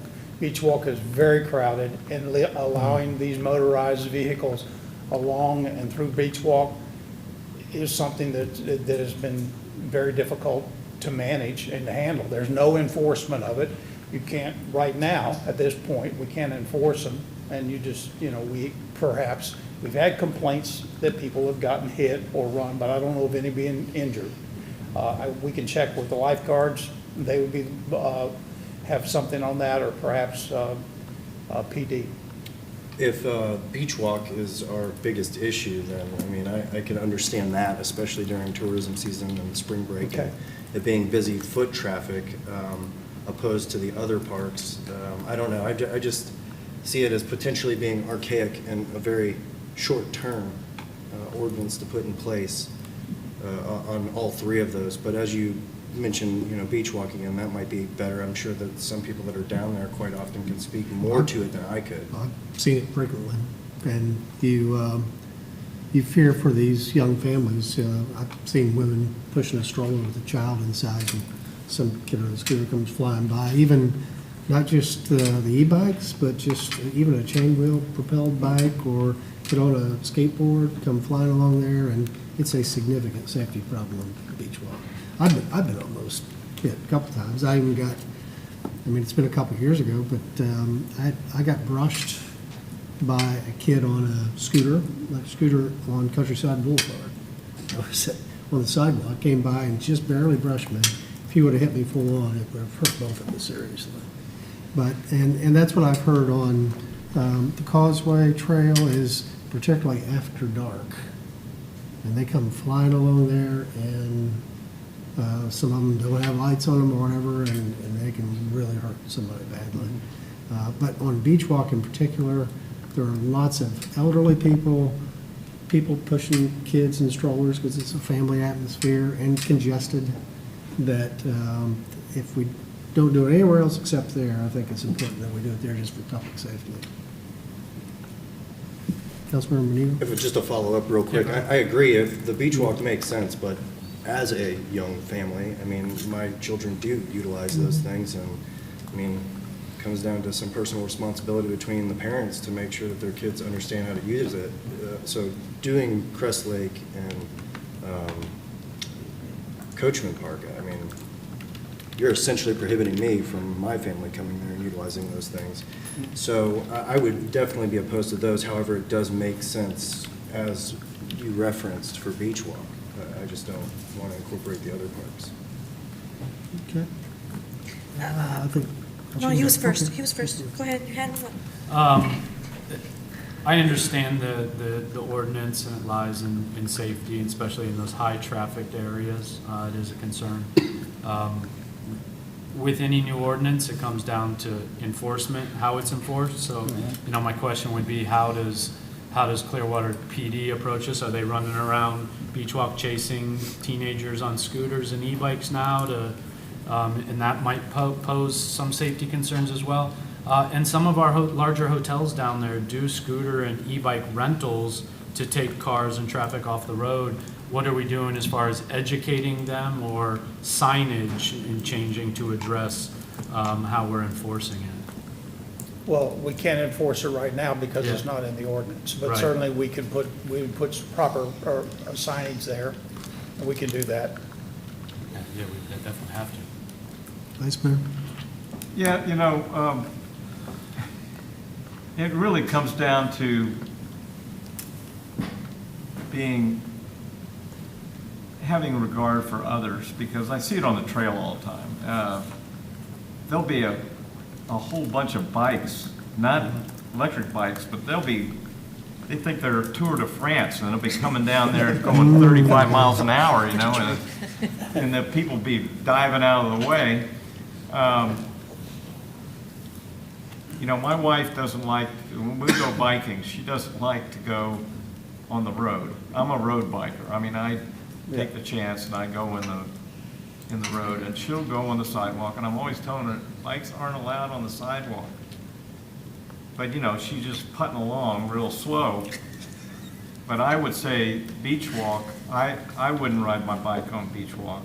I don't think anybody else should. It's a pedestrian, it's a big sidewalk. It's not, you know, you should be riding your bike or stuff in the street. I don't know, this is a tough one for me too, because I see on the causeway, people on scooters passing cars up. I mean, on the, you know what I'm saying, on the side of on the trail there, they're going 40 miles an hour. I mean, if they ever hit somebody walking, it'd be the end, you know? But then I look at a lot of people that are, you know, just riding their bike like normal, that'll affect them. I'd hate to see them get a ticket for riding a bike through a park, and, you know, we're trying to get people to use the park, so. I don't know, can we put a speed limit on that? I mean, is that something we could? County has. I don't know. I hate to see kids not go to the park because they can't ride their scooter or bicycle in a park, keep families from going there because now you can't ride your bike or scooter in the park. Yeah, we were only asking for 2 parks, not all the parks. But we can put speed limits, I mean, but the problem ultimately comes back to what you said, is enforcement. And I know that Chief is here, he could probably speak to enforcement issues if that's a concern that you might have. There he is. Can't wait. There you go, I got you up there. Yeah, I want to City Attorney, it's not illegal to ride a bicycle on a sidewalk in Florida. You can ride a bicycle. It's so we have that already. So we're making a distinction for electric powered or some kind of motorized bicycle. And I think our conversation has been, Chief, in the past, it's sometimes hard to just to delineate whether or not somebody is pedaling or they're using their electric-powered vehicle, so you've been a little bit of a box on enforcement. Yep. So Eric Gandy, Chief of Police, thanks for having me up here. So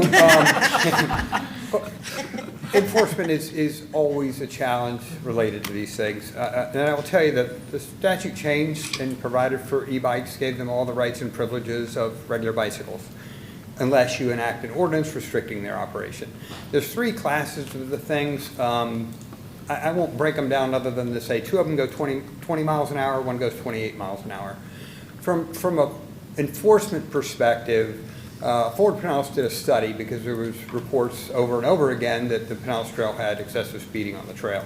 So they did a study a few years back, and I think less than 1% or about 1%, including e-bikes, were actually over the 20-mile-an-hour speed limit.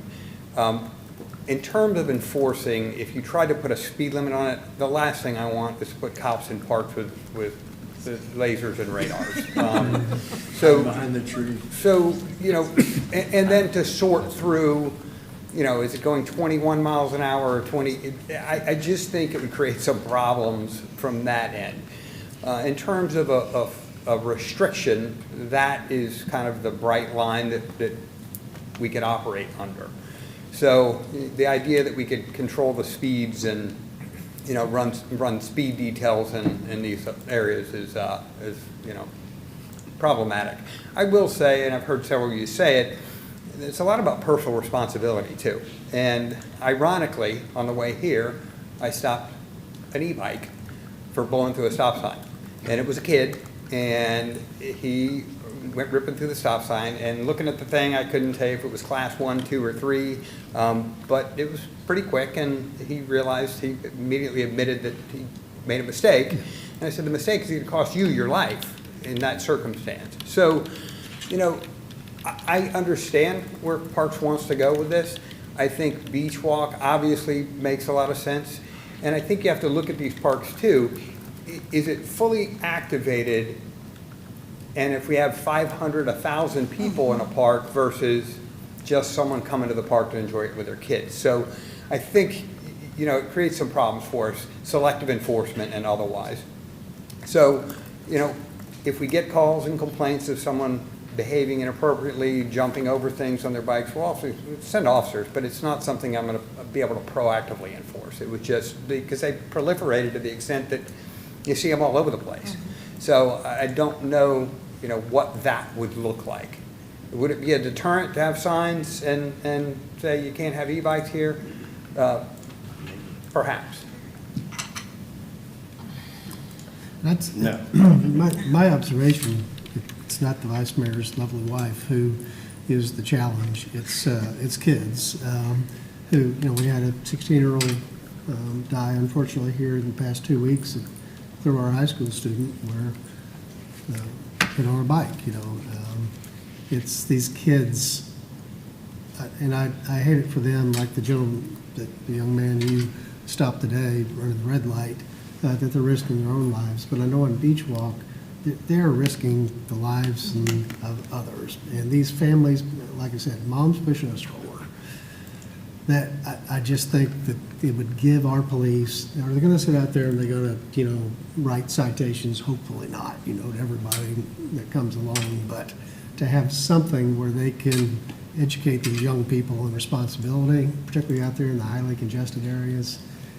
That's who I see the biggest problem with, at least on Beach Walk. And I would be okay with tailoring it for now, try it on Beach Walk, see how it works. If we see more of a broader problem, then maybe moving it to other parks. But I would be okay with narrowing it to Beach Walk for now. But I feel like we need to do something on the beach. Did you want to go? Yeah, it always gives me a moment of pause when I'm considering restricting the masses for those who are not responsible and engage in bad behavior, right? I don't like to penalize everybody for those. And I don't necessarily think that that's going to change that bad behavior. I do think the boardwalk or the beach walk is an exception because that is clearly a crowded place, and an e-bike should not be, you know, mixed with high traffic boardwalk. But with the other 2 parks, I'm not sold on it. So I would be more I would be in support of the boardwalk, start off with that, but not necessarily ready to do that for the rest of the parks. I agree. Yeah, I was just going to say, I mean, I appreciate that, and I agree to eliminating the other two parks. However, I would see it as we're enacting an ordinance and it's black and white. I would hope officers would use discretion in issuing citations like crazy, but essentially we're establishing the black and white that, hey, you do this, you're going to get a citation. And if it is kids, I mean, it's unfortunate, you know, it's probably them just being dumb and reckless. That could cause an accident. So I'd rather err on the side of caution, especially in a high-traffic beach area. But I appreciate us removing the other two parks, at least for my sake, so I don't get a ticket. And some of the problem on Beach Walk, it's not our hospitality industry workers going from point A to point B. It's kids going back and forth, up and down Beach Walk, where it's somebody has the officer come by and say, hey, there's these kids out there running down, you know. It's that kind of situation more often than not, I think. Just thinking off the cuff too, it's something that we're going to have to make sure that all of our businesses on the beach are going to be aware of too, because a lot of the workers on the beach utilize e-bikes, you know, to travel from their homes on the mainland over the bridge. So messaging is going to be big too, because I don't want to see, you know, a cook or, you know, bar staff getting stopped and now having to pay a fine just for trying to get to work when it's already hard to make a buck out there for industry events. So just good for thought. Yeah, maybe saving them from some personal liability if they hit somebody. Maybe doing them a favor, pushing them away from these highly congested areas. Yeah, I think anytime, you know, you enact an ordinance like this, an education campaign is critical before you start enforcing. But, you know, for everyone who appreciates an e-bike, you got the folks that don't like them and don't like them on the sidewalks. I think there will be an expectation if we pass the ordinance that PD enforces and not selectively. I can't say, well, the kid's on it, but the workers on it, it's black and white, as you said, Councilmember Cotton. It becomes that issue. So that's just something to contemplate. I will tell you, I know you asked about you know, injuries and crashes. We've seen them, obviously, at different locations. The one that I can remember vividly, because I went to the scene, was a kid on a regular bike coming down the Memorial Causeway at high speed and hit a pedestrian on foot and killed him. So it happens. And as you said, Councilmember Albritton, to me, some of these road bikes, they can do 30 miles an hour. So just something to contemplate. Yeah, I just want to, Baywalk makes sense to me, and for safety concerns, I recognize that. But I'd be remiss if I didn't share with you, I was just at the Skycrest Neighborhood Association around Crest Lake Park. And when we speak about, you know, valuing input from our neighborhoods and engagement, they're absolutely 100% in support of this. And their reasoning wasn't just, you know, children and families. It was, that's a dog park as well, and people, you know, very narrow sidewalks around there. And as they're walking their dogs to and from the park, kids come flying by, dogs get spooked, and they're causing tangled up problems, not just chihuahuas getting run over, but the e-bike individuals hurting themselves too. So I just wanted to share this, you know, not just running over, you know, irresponsible kids. There's also a park like that with you know, pets and dog walking. Okay.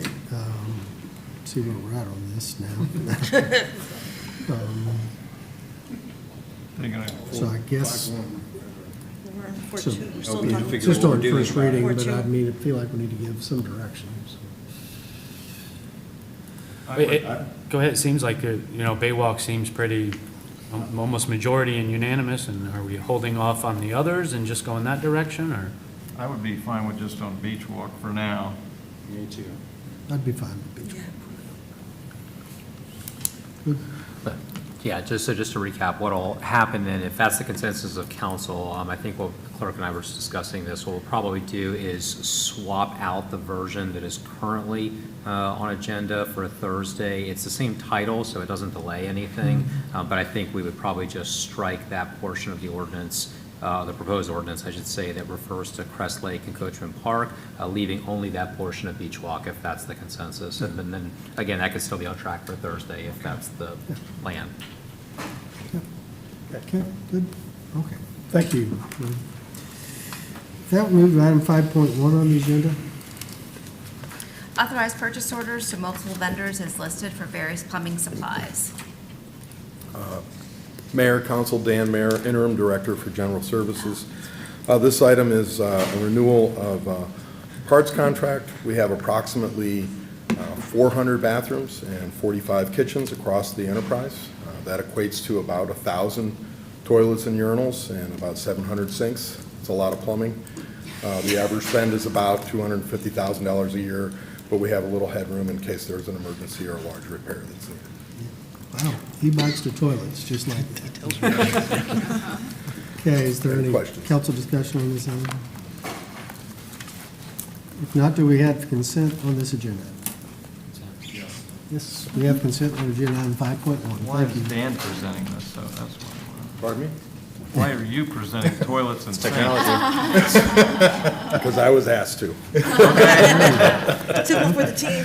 So, Vice Mayor, just so, Dan Mayer is our acting Director of General Services since Peter Bardot has left us while we're doing a search. Oh, congratulations. Maybe we're having some technologically advanced. Internal Service Department. Amen. Are we in Japan or what? Okay, agenda item 6.1. Authorize purchase order to Inventec Marine Solutions. Good afternoon, everybody. Marvin Pettengill, Interim Fire Chief for Clearwater Fire and Rescue. This afternoon, we are requesting authorization to purchase a 29-foot aluminum hull life-proof fireboat to enhance our marine response capabilities by providing fire protection and medical care within Clearwater and surrounding area waterways. Our current vessel has been in service since 2018, and over time have encountered numerous mechanical issues. These issues have proven to be difficult to resolve due to foreign parts, prolonged delivery times, and a small number of mechanics that have the capability to repair our type of boat, issues that still plague us today. The total cost of the new fireboat and trailer amounts to $480,969.41. In addition, a new Motorola APX radio will be purchased, totaling $6,889.71. In closing, we are also requesting authorization to declare our current fireboat, G2057, a 2018 32-foot metalcraft vessel, as surplus, disposing of it via auction through Tampa Machinery Auction or the Royal Auction Group. With that, I'd be happy to answer any questions you may have. Any questions regarding this agenda? Reinstating a fireboat into our safety management plan, being coastal community, is vitally important. Us having one out of service so long is concerning, but I'm glad that we're taking the steps forward. I do understand cost-cutting measures probably played into this. Your men and women probably would have preferred some sort of enclosed cabin, I could only imagine, especially for transporting emergencies. And just picture them going in the rain, holding up umbrellas while they're trying to save a life is pretty interesting. But I'm very supportive of this. The other question I had is, I recognize that some of our challenges in our past were service and maintenance issues, preventative care maintenance issues. I hope that we're changing some of our policies and procedures on that preventative maintenance and the care of them going forward, whether it was budget shortfalls or whatever it is. These things, they're boats, and they're not, your men and women aren't jumping in a boat and taking their time to get up to speed. Right. It's usually pedal to the metal, and that's running. That's not the best thing to do to boats and engines. So That's correct on those two things. So as far as the maintenance on it, we're going to have the same maintenance company that our PD boat has. It's going to be much easier. It's a much more simpler boat. It's not as difficult. The parts aren't foreign, so it's going to be a much easier vehicle to work on and keep in service. As far as the enclosed cab, you are correct. It was an extra $700,000 for an enclosed cab, but we did, forego that obviously. But we did, in place of that, place a larger canopy over the top of them to protect them. And they really shouldn't be going out in too much inclement weather. We just don't allow in our policies. Thank you. Yes, sir. I was just going to say, this boat has the outboard motors, which is going to make a tremendous difference. And I saw that this one comes with a trailer. Does our current one have a trailer? No, sir. It does not, I think and that it was the could, so problem. at least Yeah. should we need to move it to higher ground, we'll be able to take it out and then put her back in. Very important. So, lots of positives here. Yeah. Any other discussion? Okay. So do we have consent on this agenda? Yeah. Yes. Yeah, we have consent. Thank you. Thank you very much. Thanks, Chief. Agenda item 7.1. Approve amendment to the Community Development Code to establish standards for artificial turf. And you ask and you shall receive, Vice Mayor. Hi, good afternoon, Lauren Matzke with Planning and Development. Before I get started, I have to let you know that this item will actually need to be continued to the second meeting in March. Unfortunately, I did not remember to provide one of the required documents online, the business impact estimate that became a statutory requirement last year, but is still relatively new to me, so that was my error. That being said, since the next meeting does not have a work session, I am prepared to go ahead and go through the ordinance with y'all, if that's your pleasure. Yes. Okay. I was hoping you'd say yes. Yes, please.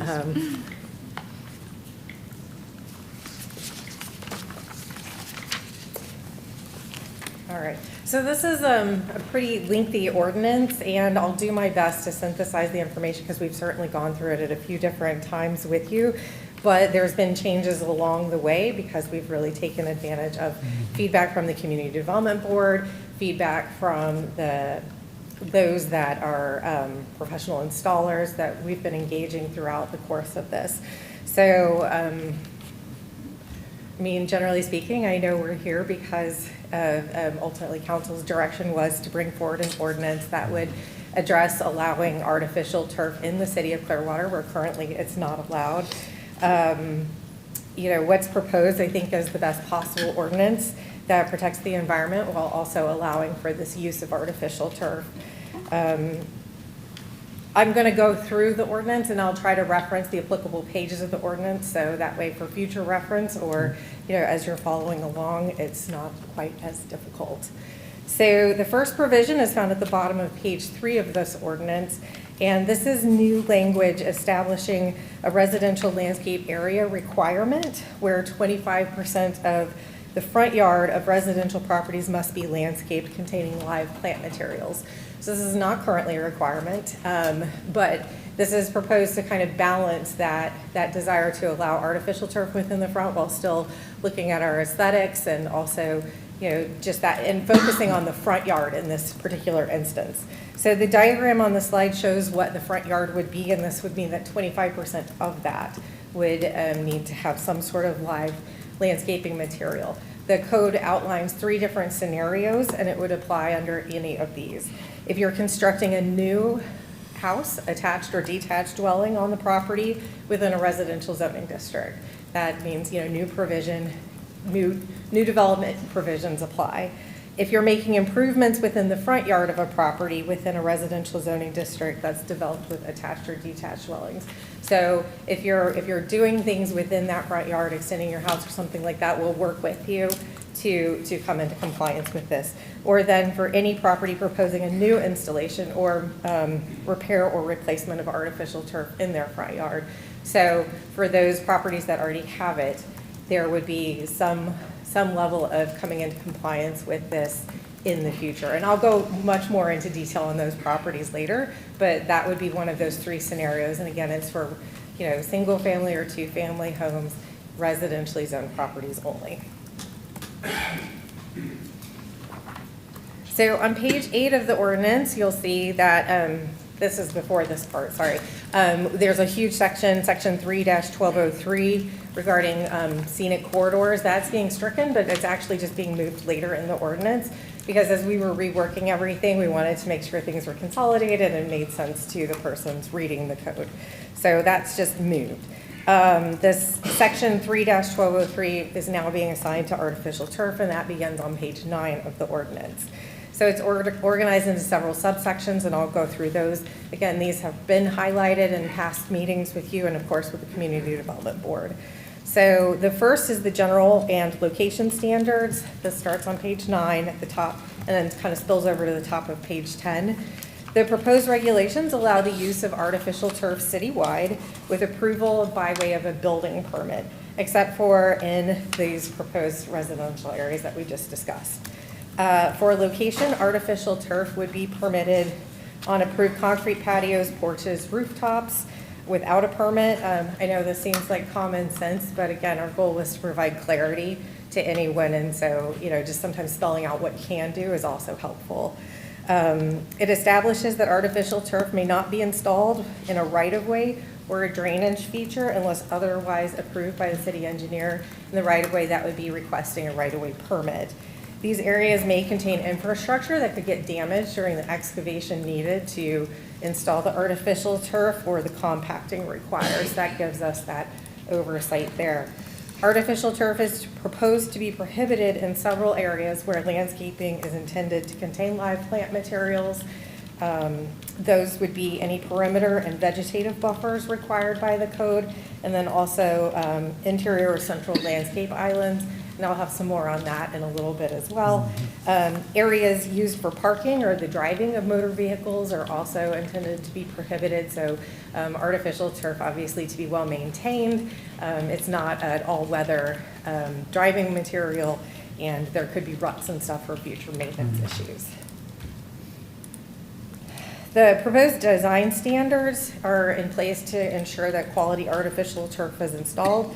These are found on the top of page 10 under a new subsection C. It's required to be lifelike, green, blades of grass. Parks and recreation facilities and athletic fields would have an exception to use other colors, which is quite common on athletic fields. There's information about pile heights. I know that we went over that in the past, but that's, longer blades of grass are for more low traffic areas, like in residential installations. They're softer, more flexible, more natural looking. The shorter blades of grass are for more higher traffic areas and athletic fields, playgrounds, et cetera. Within the code, we propose an exception in residential areas where maybe a certain amount of specialty turf, like areas for dogs or for putting greens, could be permitted. It's written in a way that it could be approved as determined to be deemed practicable or to the extent practicable by the community development coordinator. That gives flexibility without having to try to guess or predict what the correct number is. We can work with property owners as they submit their applications. The face weight is the weight of the fiber materials per square yard, and the recommendations for residential and for commercial installations vary, but those are kind of taking the middle range of what's typical for that standard. And then there's just some of the environmental aspects, and safety, of course, being flame retardant, free of lead, providing a minimum of 8-year manufacturer's warranty. Procedurally, an artificial turf application would be processed, as I mentioned, as a building permit, and it would be reviewed by staff from our land development arborists, our land resources team, development review planning to cover the zoning aspects, and engineering for the rights of way and anything else related to that. This is the new subsection D that's on page 10. This allows the community development coordinator, which is the director of planning and development, to establish what information would be required in these applications. And we'll have a special artificial turf application created when everything's finalized. This approach gives, again, a certain degree of flexibility. So if we need to modify the application requirements specifically as we get our first few or more applications, we have. So that was something that the department evolved into many years ago, because we don't want the process to be overly burdensome, because again, this is new to everyone in this regard. So for transparency, it's our intention to require a landscape plan or survey be submitted, a tree preservation plan if required, a scaled edge detail or a cross section, which is like the one that's on the slides, and then, of course, the manufacturer's specification, installation, instructions, and warranty. The permit could be issued by or pulled by a general contractor, a professional artificial turf installer, or a homeowner. And the code provides that installation of 100 square feet or less would not require a permit. This would be a cumulative one time. Basically, this but this would count towards the property's ISR, impervious surface ratio. All right, we're gonna keep on trucking. So this next subsection regarding installation is the one that I think internally we had the most conversation about. And in narrowing that down even more specifically, it was about how to deal with the drainage. As you heard in past presentations, many communities treat this as impervious across the board. We did not believe that was the direction of council, so we tried to find kind of an avenue to get there that could also still address our needs as a community to provide ample drainage on sites. It was also, other communities, their concern is the maintenance. If not properly maintained over the years, then that can affect its permeability as well. So what's proposed on pages 10 and 11, we believe strikes that right balance. I'm going to hit just the substantive pieces of this one. So perviousness specifically is covered under provisions 10 and 11, which are on page 11. So for the artificial turf, the proposal is that for artificial turf to be treated as pervious, a general contractor or a professional installer must apply for the permit, install the turf pursuant to the specifications in the code, and at the end sign a verification certifying that their installation met the code. These requirements are found under number 12A through E. And again, they're intended to help us get that long-term perviousness. If a homeowner does want to install it themselves, they certainly can do so, but due to the concerns about the different things that need to go into place, if we look back at the layers of fill and everything there, we would recommend that it be treated as impervious. So that doesn't mean they can't have it. It just means that we look at the site as a whole. We look to see where they're at with their impervious surface ratio, and that may be a limiting factor. So coupled with this requirement also in the standards is that drainage should be designed to not adversely impact other properties or the right-of-way and should follow the historic flow of the watershed. So this can be accomplished through an under drain system, which could be used, or of course the sub-base and everything that is shown on that cross section. So, kind of restating this, I mean, of course that's everywhere in the code. I mean, the code requires that, right? You can't negatively impact or adversely impact your neighbors from drainage, from changes on your own property. But this is where we wanted to have that cohesiveness of all things artificial turf in one place. Also within the installation section are some provisions regarding trees and how they should be addressed. So I believe we've explained in the past that the installation of artificial turf, the amount of excavating being done is very similar to a driveway. So what's included in the provisions for trees number 2 and number 3 on page 10 is really consistent to how we would address a driveway permit. A tree preservation plan would be required to evaluate any potential impacts on trees, either located like on the property in the area being proposed for artificial turf, or those that are within a certain distance on adjacent neighborhoods where they overhang. I do have, yes, Scott Krollman, who manages our land development arborist, and he could answer more specific questions on that. But they would review the preservation plan, the arborist would, to ensure that the overall health of any trees is not compromised due to this installation. And that can be in the immediate, but it's also the long-term health of trees.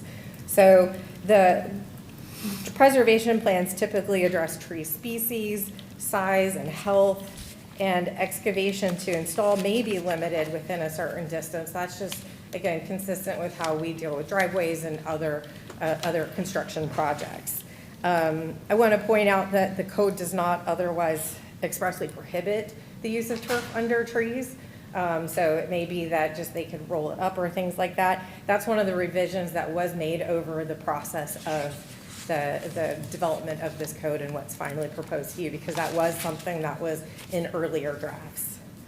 The remaining installation standards are proposed to ensure quality installation, the live look, proper barriers between the end of an artificial turf and landscaping or maybe your neighbor's yard.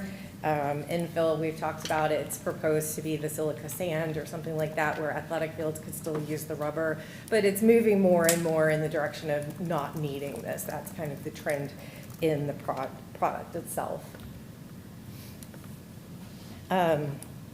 Staff is proposing a process that would limit the number of inspections to allow installation of turf to be completed without interruption after the permit is issued. So an initial inspection would be required if a tree preservation plan is necessary to make sure that barricades, et cetera, are set up the way they need to be. And then to avoid these interim inspections, photos would be taken for each layer of the subbase, and then those would be provided at the time of final inspection, in addition to any documentation of the stones being used to make sure that they met the specifications in the code.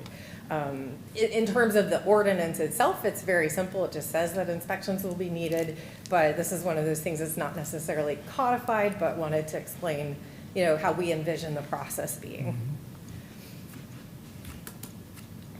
Maintenance is pretty simple. Just keep it clean, keep it weed free, no tears. Stains, things like that are going to happen, like anything, right? I mean, we plug our grass, we're going to have issues with our artificial turf as well. So there's, this would be found under number 4 on page 12 of the ordinance. There's provisions for how we would deal with that through a standard process. So we would require a permit for any repair or replacement.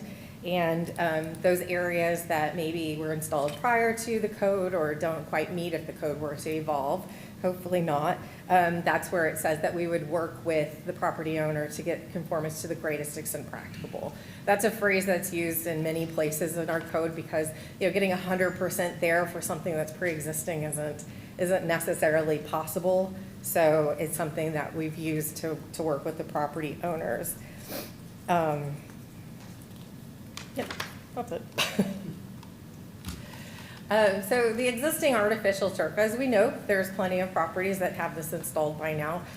We started this effort sometime in 2023. So the last section addresses how we propose to deal with this. And we've gotten city council's input along the way. Our proposal is to allow artificial turf installed prior to the enactment date of this ordinance, which would now be moved to April, to remain if the following are met. So that would mean that we would want some sort of evidence demonstrating it was installed prior to the enactment date. Most of those, we have a list of things that we've seen in the front yard, but we can't see backyards. And, we're not trying to either. So but if it came up, if there was anything, that's what we would be asking. If artificial turf was installed within the right-of-way, we want to work with the property owners to get an after-the-fact right-of-way permit. And all existing artificial turf must comply with the maintenance standards. So it's there. This is how we think there's no way to otherwise do it equitably or without a lot of staff resources. So we've already had conversations internally regarding, again, like to your point earlier on an earlier agenda item, that education component of it, using door hangers, web pages, things like that, kind of like what we did in a different situation, but with accessory dwelling units, where we have a web page that has all of the information. So we'll work to be getting that out there once everything is set. So, so this will allow the property owners, who comply with this to maintain their turf. There would be no changes needed. The one thing that would come into place maybe is it could impact the calculation of stormwater fees or the property's ISR, which would be future improvements. So hypothetically, if you were adding on to your house, we don't necessarily know what was installed there before. So we would, again, have to work with property owners to figure that out. With an ordinance this long, there's certainly a few extra things in there, but most of them are just cleanup amendments, some points of clarification, some new definitions. The general landscaping standards are being updated, though. I want to point out to add a requirement that existing single-family and 2-home lots come into full compliance with tree requirements when an addition or improvement to the lot is proposed. And there's some thresholds there. So, if you're adding a 10 by 10 shed, that's not going to trigger this. But, a larger improvement or accessory structure or something like that would. And why this is proposed to be included is because the number of trees on your property is really the main standard that single-family properties have in terms of the landscape code. We don't require landscape plans. We don't require, all of these other things that are spelled out in this particular section of the code. But as a result, we're not necessarily going back and looking at the trees. So it's when they come in for something on their property, that's when we can look at, do they have the right number of trees? What's maybe come out during storms or for other reasons, and how can we work with them to the maximum extent practicable? So that's the overview of the majority of it, but I did want to talk through January's Community Development Board meeting. So the board recommended approval with one modification and two considerations. So the modification was to what we call the 25% rule. And that's one of the, I say trigger, I think that's the right word. But, if you're doing something, if it's a new use or you're changing your property in the value is at or more than 25% of the assessed value, then you need to come into compliance with parking and landscaping standards to the greatest extent practicable. So the code specifically spelled out, or it was left kind of general. It doesn't say that it doesn't apply to the single family or two family homes. So the Community Development Board wanted that clarification made. Additionally, then there were two considerations, and I should have flipped here. So we did make some changes, and for this, can I flip to the, real quick, sorry. So the highlighted pieces under 3A, this is what was included to address the modification that the board wanted. So you'll see that it provides a clear except those in D, which is the single family, two family. So that provided that clarification that they wanted, that the 25% rule doesn't kick in for single family homes. Additionally, there was conversation by the board at the time. It didn't come out in a formal motion, but they wanted some clarification that an independent appraisal could be used for this. It's language that has been added elsewhere in the code for similar provisions, for example, in US 19 and in downtown, but had not been integrated into this. We've allowed them, but it wasn't spelled out in the code. So since we're in this section of the code, we did add that language that says an established qualified independent appraiser could also be used for determining that 25%. While the Community Development Board was focused clearly on landscaping, because that's the section of the code that we're amending, there's a very similar provision in the parking section of the code. It was already also in the ordinance for other reasons, so we've made that same proposal to change in that. And this would all be, the parking would be on page 15 of the ordinance, and this section would be on page 3. So then the last thing I want to talk about, I'll go back to my slides, almost done, I promise, is that staff is not recommending changes specific to the two considerations that the CDB brought forward, and that's not typical, so I definitely wanted to go through that with you. The first, again, was to consider permitting artificial turf, or to consider allowing artificial turf in required landscape islands. So you'll see, we're not recommending this. The board at the time they were discussing, well, they discussed it generally, but it was also very much tied to a particular commercial property that has installed artificial turf in their landscape islands. So there was discussion by the board about, whether landscape islands should be permitted to have artificial turf. There was consensus that this particular property looked better because it had changed. This is a much older property that had, at the time, probably like super narrow strips, and things just were struggling there. So there was consensus that this was an improvement for that particular property, but the board's recommendation was to, they also could not come up with what would be the best percentage. You know, would it be 50% of a landscape island, could be artificial turf, would it be 75%, things like that. The commercial property in question is covered by the provision for parcels that already have artificial turf installed. So I wanted to set that aside, you know, and look at what this would mean in the whole.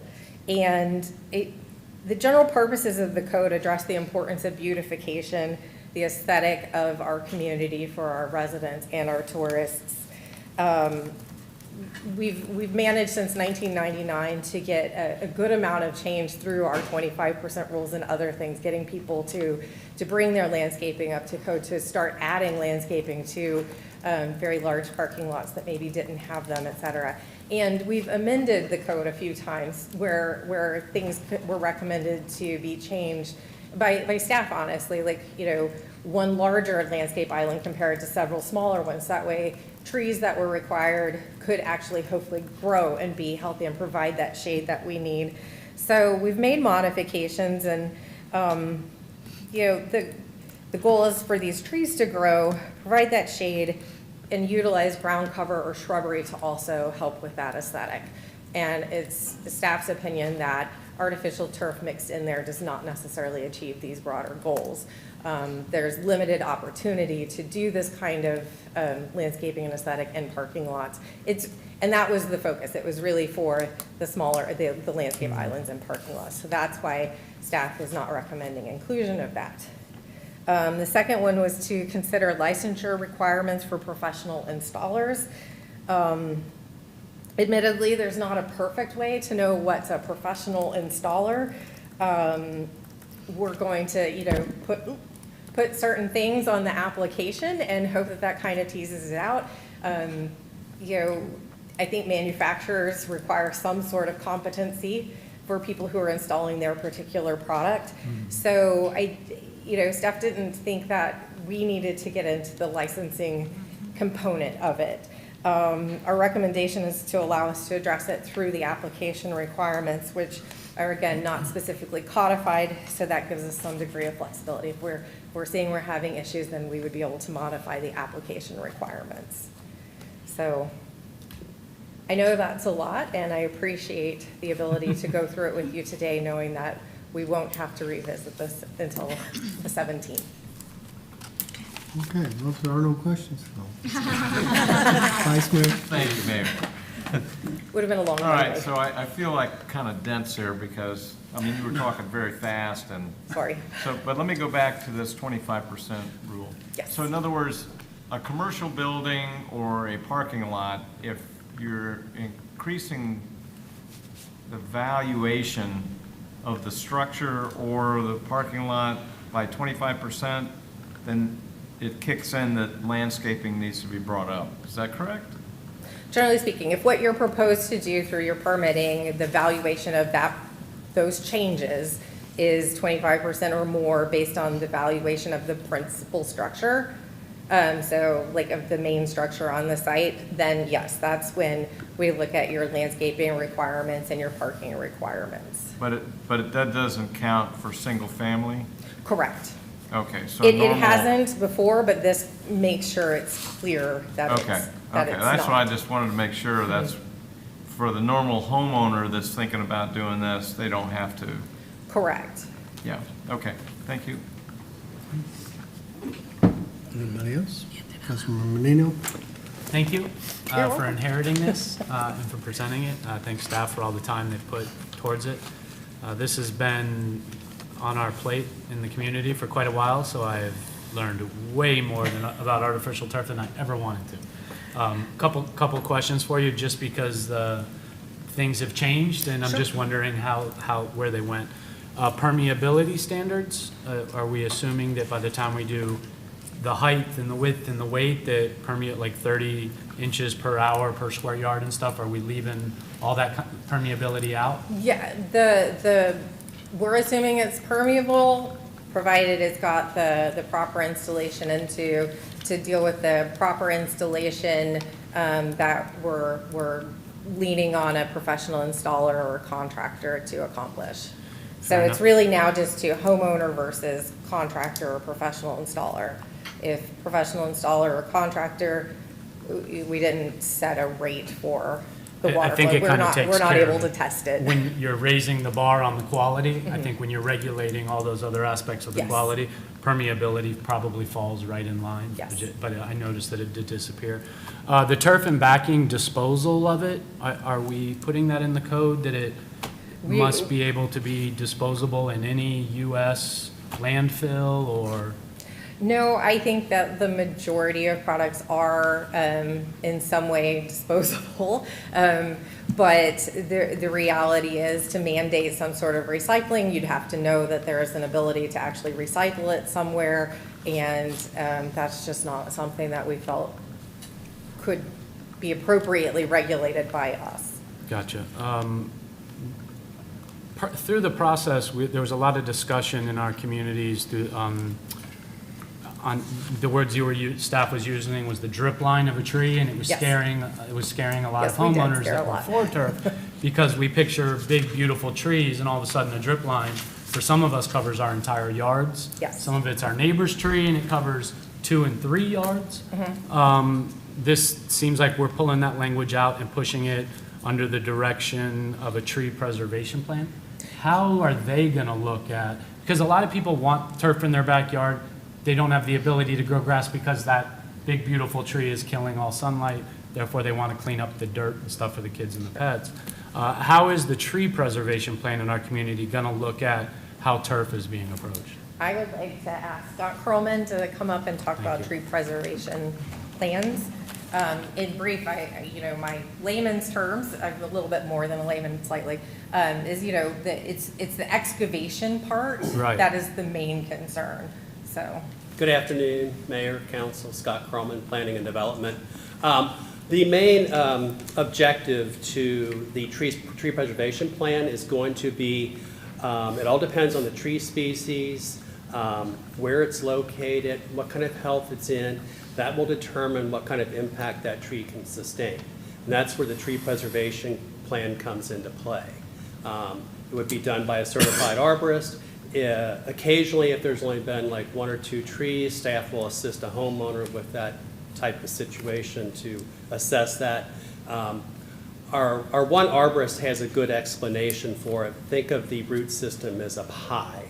The more pieces of that pie you take out, the greater stress you're going to put on that tree. Now, if it's a live oak, something that's a very good species, it's not as crucial as, say, a magnolia that has fleshy roots. You take too many of the fleshy roots out, and those upper 8 to 10 inches of soil, which is the proper way to install the artificial turf, it's going to be detrimental to the tree. We're not saying you can't install it under a tree strip line. We're saying we'd like the opportunity to evaluate the situation and guide the person that's going to do the installation. Gotcha. Fair enough, thank you. If I may, I would also say, we would likely in our application requirements do something like we do with the impervious surface ratio chart, so we kind of start to map out where it all is. And it may be that the excavation can only take place, a certain distance from it, but then, looking at what can then roll under. So it comes into play more in the calculation of the ISR ultimately. Gotcha. In that regard is my thought. You identified in the installation section barrier required to separate landscaping artificial from live. A lot of the codes that I looked at, they threw the word solid barrier into it. I know when we give examples, we give examples of concrete mow strip, I think it was bender board, or brick or paver, I think is the language we used. We're leaving out the word solid barrier. Does that mean somebody could put something that has holes in it per se? I mean, I guess potentially, I think the majority of products used in that regard are, like you said, the bender board or something more, but that would leave a little bit of flexibility for us to determine. And again, if ultimately it wasn't serving its purpose and weeds were coming up or things like that, we would work through the maintenance provision. I think it's the washout and stuff that holes allow is why they put the word solid in there. which is kind of why you're mandating it. Thank you. And I think the last thing I would say is that we owe an apology to the artificial turf industry because they are thrown into a generalization bucket of being horrible for the environment and terrible products and bad for children. And in this process, I've learned so much more. You get 8 to 12 points in LEED certification for certain aspects of turf, which I did not know. Most turfs manufactured in the States are USDA graded in quality, which we didn't know. Many of these turfs now go through the same rigorous testing that toys for babies and children go through to make sure that they're safe. We didn't know they're using soybean oil and sugar canes, which I would have never known to make sure they're safe. So there is a lot of talk out there that when we talk about shifting into allowing artificial turf that we are just anti-environment as a city, but we're not changing our posture at all. You are increasing the quality and how it's regulated to ensure that they're better for the environment, because there are products that you could buy that are cheaper, lower in quality, that are absolutely horrible for the environment, but there are products out there that aren't, that are actually food quality. Your dog could eat it and be fine. I'll trust you on that one. No, I actually sat with the manufacturers of Sinlawn. They have a factory in Georgia. They actually flew down to talk to a couple cities. And these are facts. It's USDA quality, and you and I could even eat it if you wanted to. So I just wanted to make sure we understand that it's not just shifting to turf isn't, anti-environment. We're not shifting our posture on how we, care and concern for our environment. Right. There are products that are good for the environment. You've done more research on that side than I have, but as I said, like, our goal was to strike the balance between,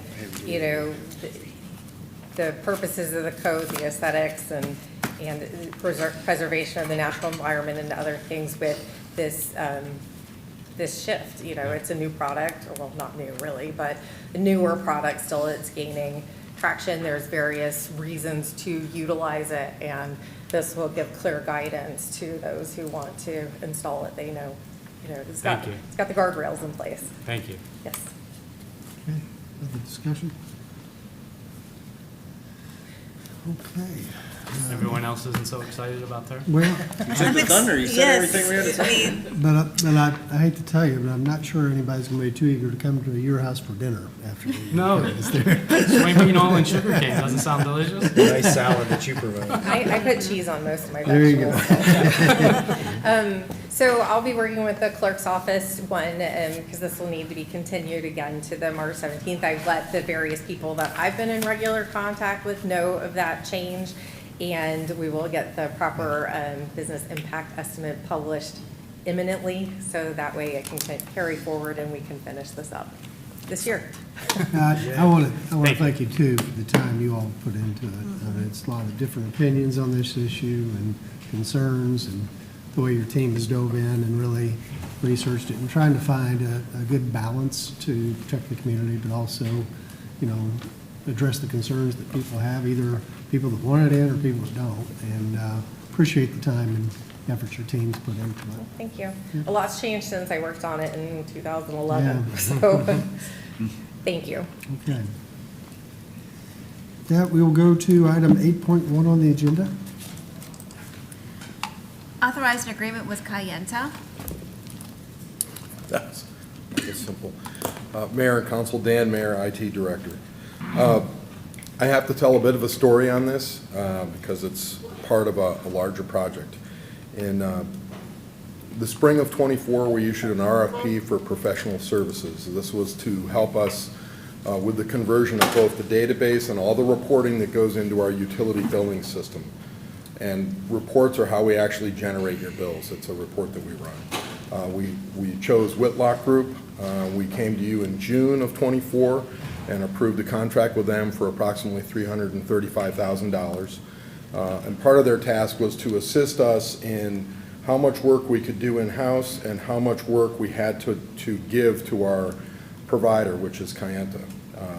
They've done that. Cayenta originally came back with a proposal of $800,000 to do the reporting, and Whitlock helped us reduce that amount to the number you see today, which is approximately $460,000. What they couldn't help us with is the timeline. So this was anticipated, this piece of work from Kayenta, but the timeline's going to be probably lengthier. We're going to work very hard to get it done basically in the amount of dollars I have left with Whitlock Group. But I suspect that I will be back in front of you this summer for an increase for their services as well to manage the timeline. And that's something I have a little less control over. So this particular item is for all the report conversion we need to do with the new database on our utility billing system. All told, after this project and the increase with Whitlock, we'd be just over $900,000, which is still significantly less than replacing the entire system. The entire system remake would be, picking a new vendor, would be well in the neighborhood of $3 million plus. So it's a lengthy and messy project, and I apologize. Okay. Any questions? Any questions?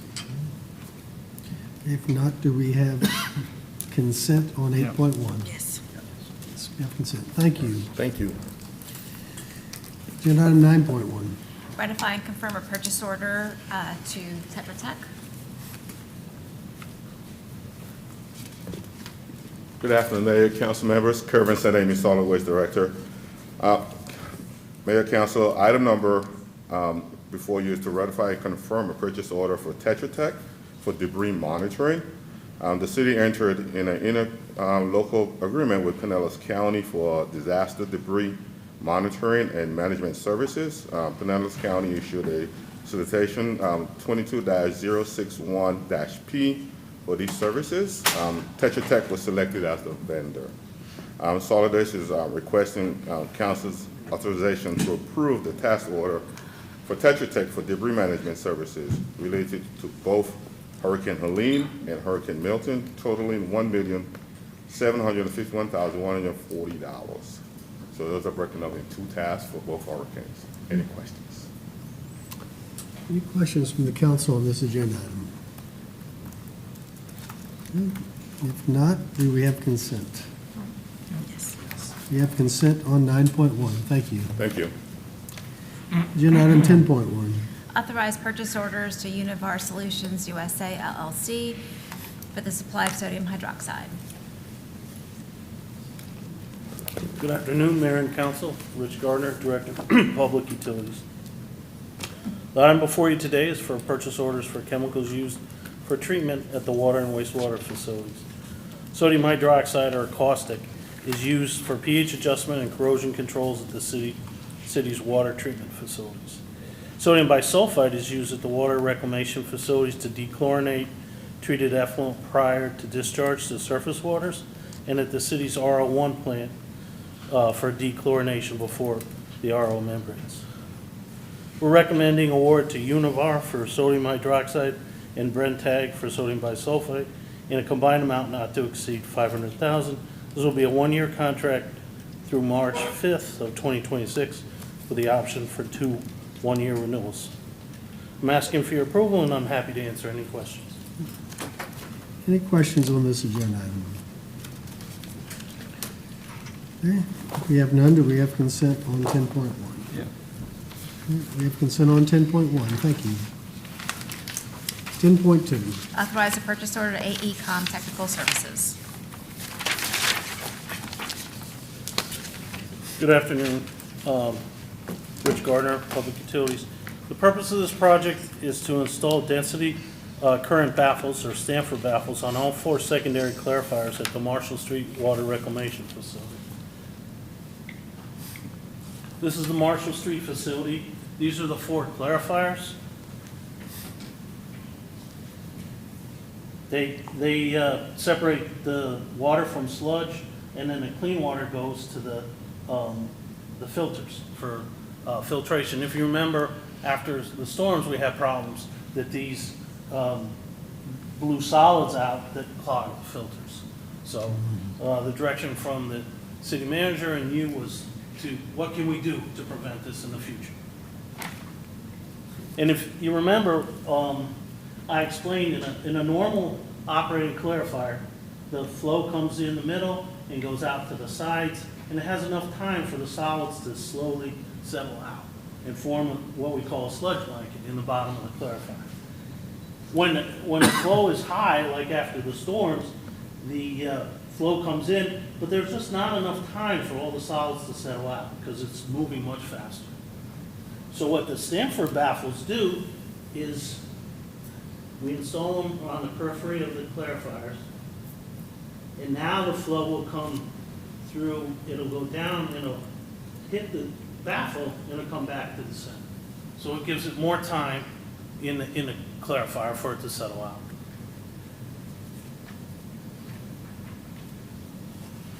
This is a picture of the baffles from inside the tank.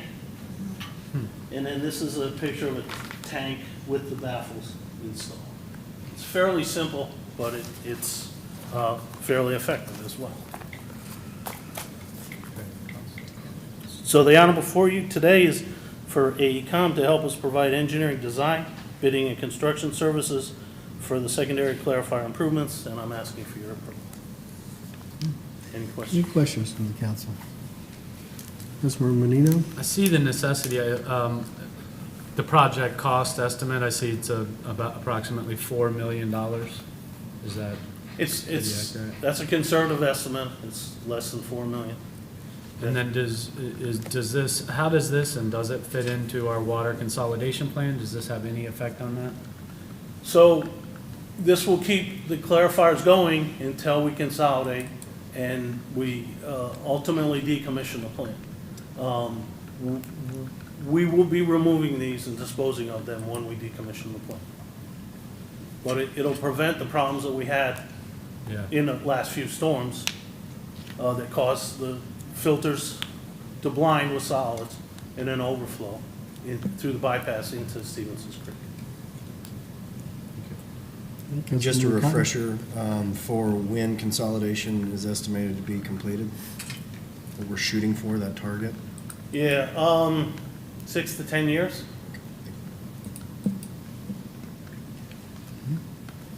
Anybody else? What's the shelf life of a new baffle? Of a new baffle?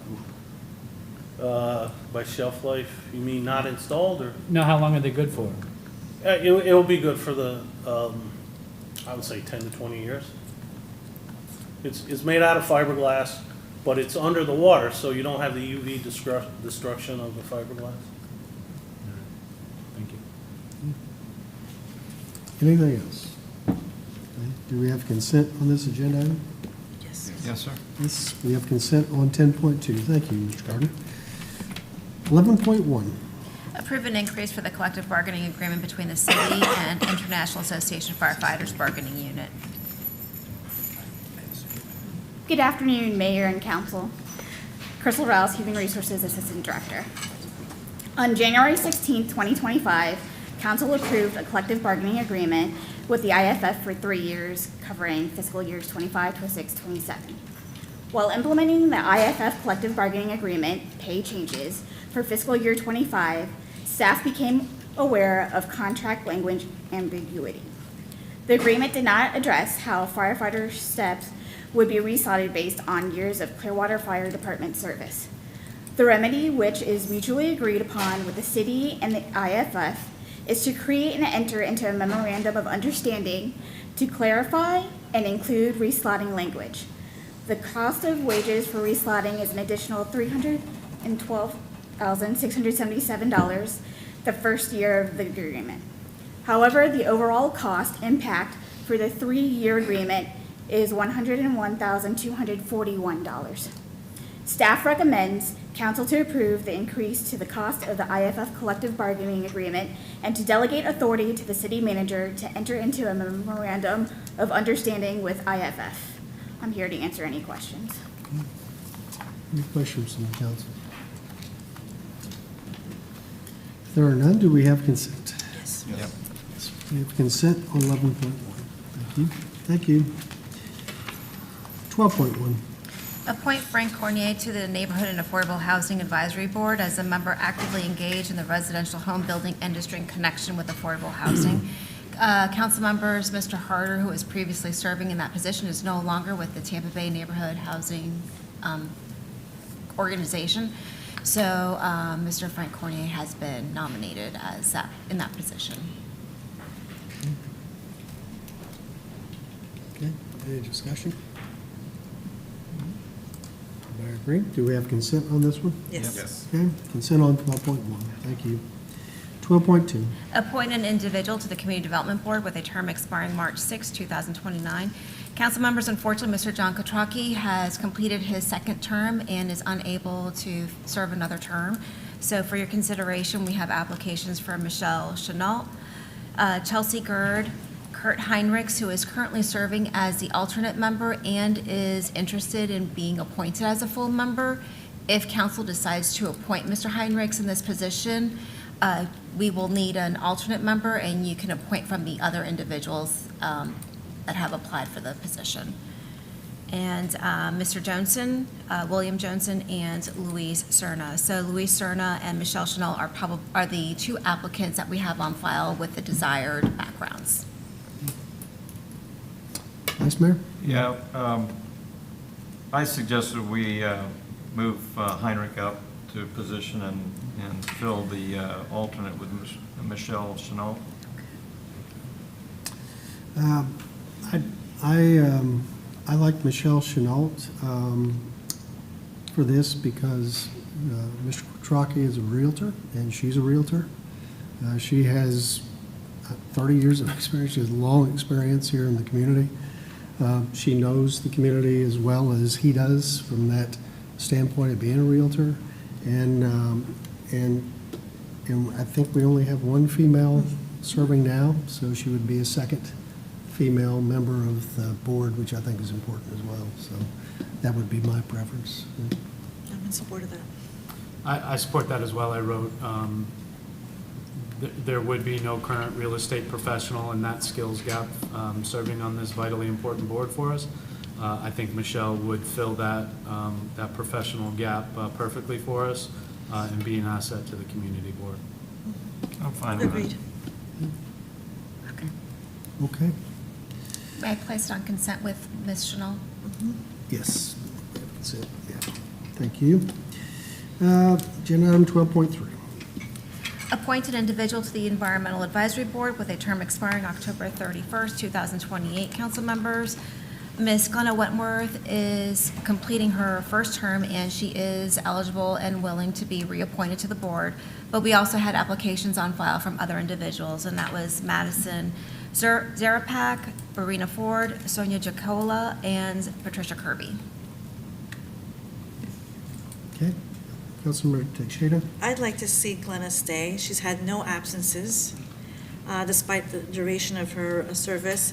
She's always fully engaged, very passionate, excellent communicator. I would like to have her continue. I agree. Yeah, if she's already filling the role and wants to stay, might as well keep her. Okay. Good. Good. May I place it on consent? So we have consent for Glenn. Okay. Yeah, I agree with the comments on Glenn too, personally. 12.4. Appoint an individual to the Municipal Code Enforcement Board to fill an unexpired term through January 12, 2026. Council members, Mr. Dwayne Schultz was serving in this position and unfortunately had to resign. And so we have two applicants on file for your consideration, Howie Spinner and Dean Strickland. Okay, discussion?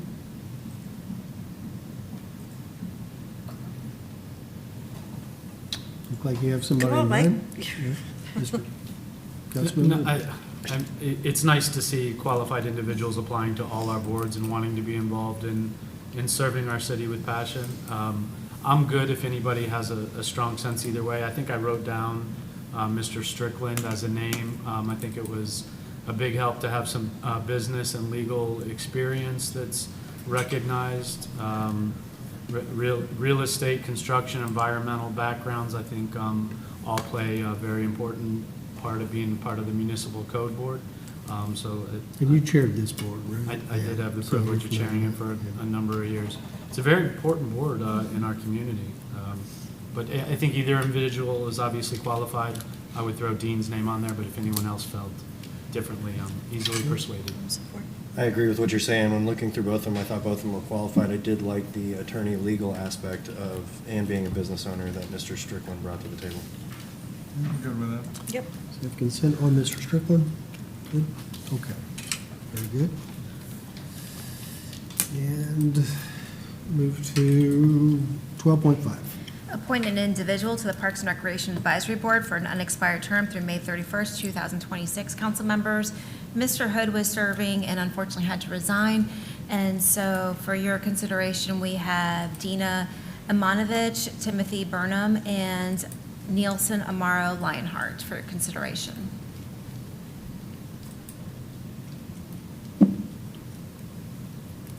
Okay. Tim Burnham had,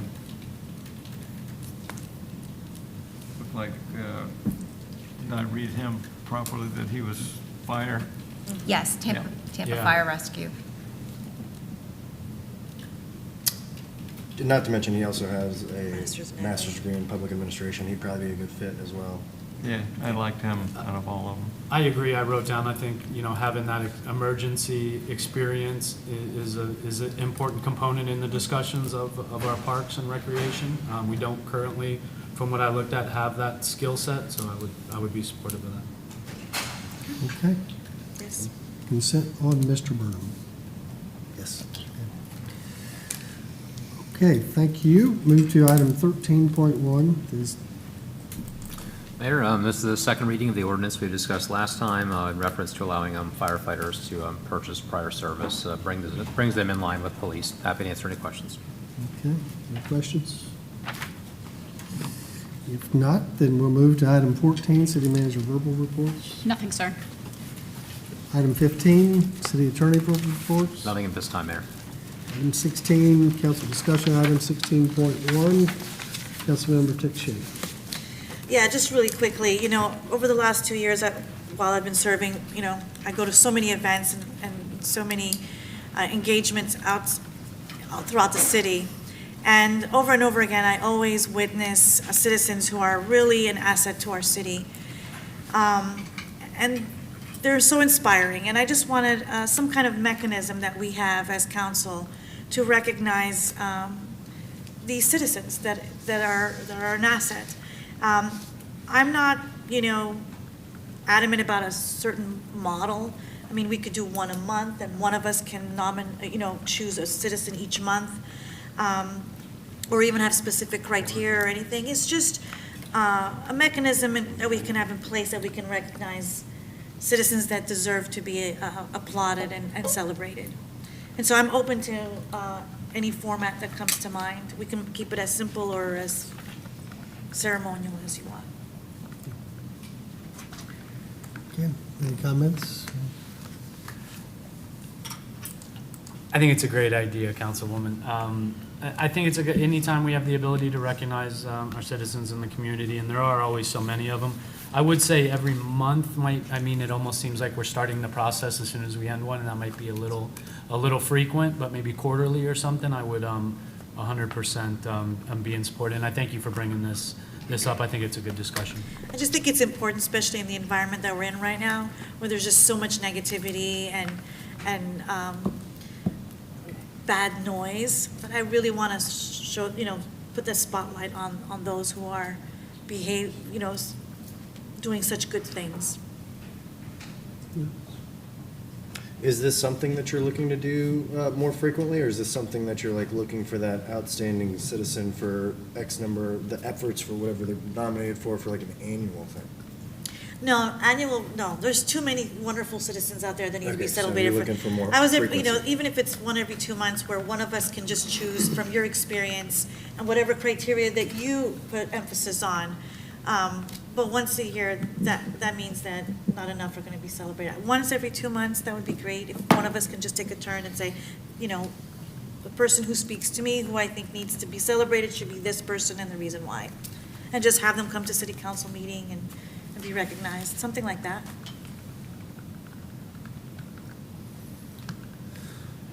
Yeah, I think it's a great idea.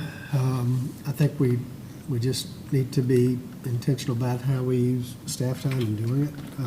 And then if we're going to do it as a council, to choose someone each month to do it, that we that we support that by giving names, or, I mean, you could even, you could even tie it into the proclamations, I guess, process that I do, just, you know, if you give me ideas and I, you know, choose, or I work with you to decide on somebody every month that we recognize in a meeting, that'd be fine. But I think, just need to be, you know, intentional about how much we ask the staff to do, if it's really our recognition. We could keep it really simple, you know, each person submits and lets the staff know, and then use their 3 minutes of comments to celebrate the person, and then, you know, give them a little plaque or something. Be all for it. And what's the frequency we're looking for? Are we looking quarterly or? Can we do it every 2 months? Is that a good compromise instead of every 3? I wouldn't mind doing it every month. I mean, you know, there are numerous people that we read about in the news who, you know, help one another or see on television. I've learned some very kind things, generous things that folks in our community have done by, you know, seeing it on Bay News 9 or one of the news channels, so, or reading a news story about somebody. So I think there's plenty of opportunity for us to do it once a month. Citizen of the month. But I think we need to work together, the 5 of us, to gather ideas for it, if we can, so. And then I think we just work through an informal process to maybe identify at the outset some folks we could recognize, and then see how many we get before we decide how frequently we're going to do it. Okay. I have a question, Yeah. because I think I heard, I just want to make sure I heard it correctly. Is the expectation also to provide a plaque? Or is it just a certificate, or is it just to be recognized Whatever. publicly? Okay. Just a So somebody certificate is said fine. something, and I just want to make sure that was clear. I mean, It'd just be a certificate of yeah, recognition. exactly. You know, I mean, in my mind, they wouldn't even be imposing that much on the staff, because I would want to, let's say it's my month and I choose citizen A, then I would be talking about the citizen. I wouldn't be imposing on the staff to come up with you know, this written speech or anything. It would really be our thing, our way of recognizing citizens that we feel need to be recognized. Not so much of a big ceremonial staff thing, and it could just be as simple as Citizen of the Month, and this month was chosen by Councilmember Cotton, and then you would just choose one and just say why, and the person was recognized during the meeting. I don't want to add to the staff's No, that's okay. workload. I thought I heard the comments, I just wanted clarification. And I don't see anything we have to do really formally at first, we can just informally, but I think it's a good idea for us to think about what program we would do it, but I think it's probably not very functional for all 5 of us to recognize our own Citizen of the Month, so it needs to be coordinated if we're going to do it all together, decide how we're going to do it. But I think, I'd like to see us just think about the details of this, how it might work, and gather some ideas for people we might recognize before we actually do it. Good. Okay. Well, with that, we'll move to item 17, new business. Any new business? Yep. Yeah. Mayor, if you don't mind, I think we all saw the email that went out regarding Edgewater Park. I thank staff and leadership for sending us the timeline today, which is important to see. The reason I bring this up is because we all had discussions earlier tonight about the importance of our community engagement and truly listening, and us being reactive as leadership, and showing that we hear. Edgewater Park is a perfect example. I think it's an opportunity for us to truly reevaluate before we get too far with the project. It might be an opportunity we are in some cost-cutting measures of important budget discussions, as well as to really truly value what a community is saying. It's kind of spun pretty quick, I think, in this process of where all of a sudden the voices started to be louder and louder, and we heard, I think her name was Jenny at the town hall the other day, voice her opinion regarding the Edgewater Neighborhood Association. I reached out the next day directly to the Edgewater Neighborhood Association board, sat down with them, and they are 100% in unison agreeing with what Jenny said. They are one of the few times I think we'll hear a community say, please don't upgrade and redo my park. So often everybody wants them done.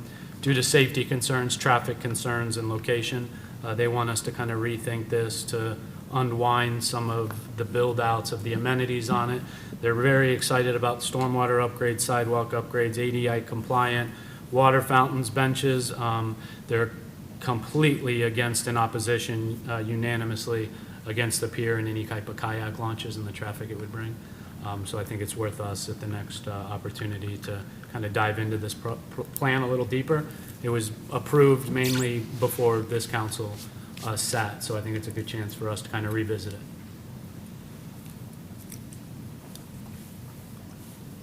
Okay.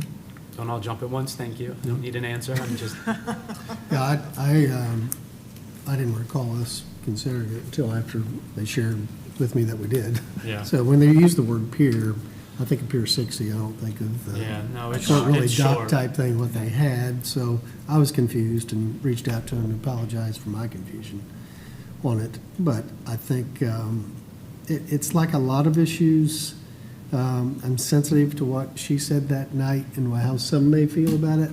I'm also sensitive, like I expressed during the Downtown Development Board, is that we have to be careful that one small group doesn't represent the feelings on it from the entire community. And that's, it's a very small parking lot, so it's not going to attract a lot of people to it.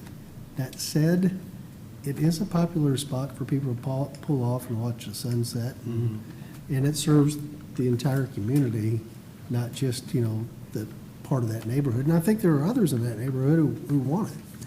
So I agree with you to take a deeper look at it.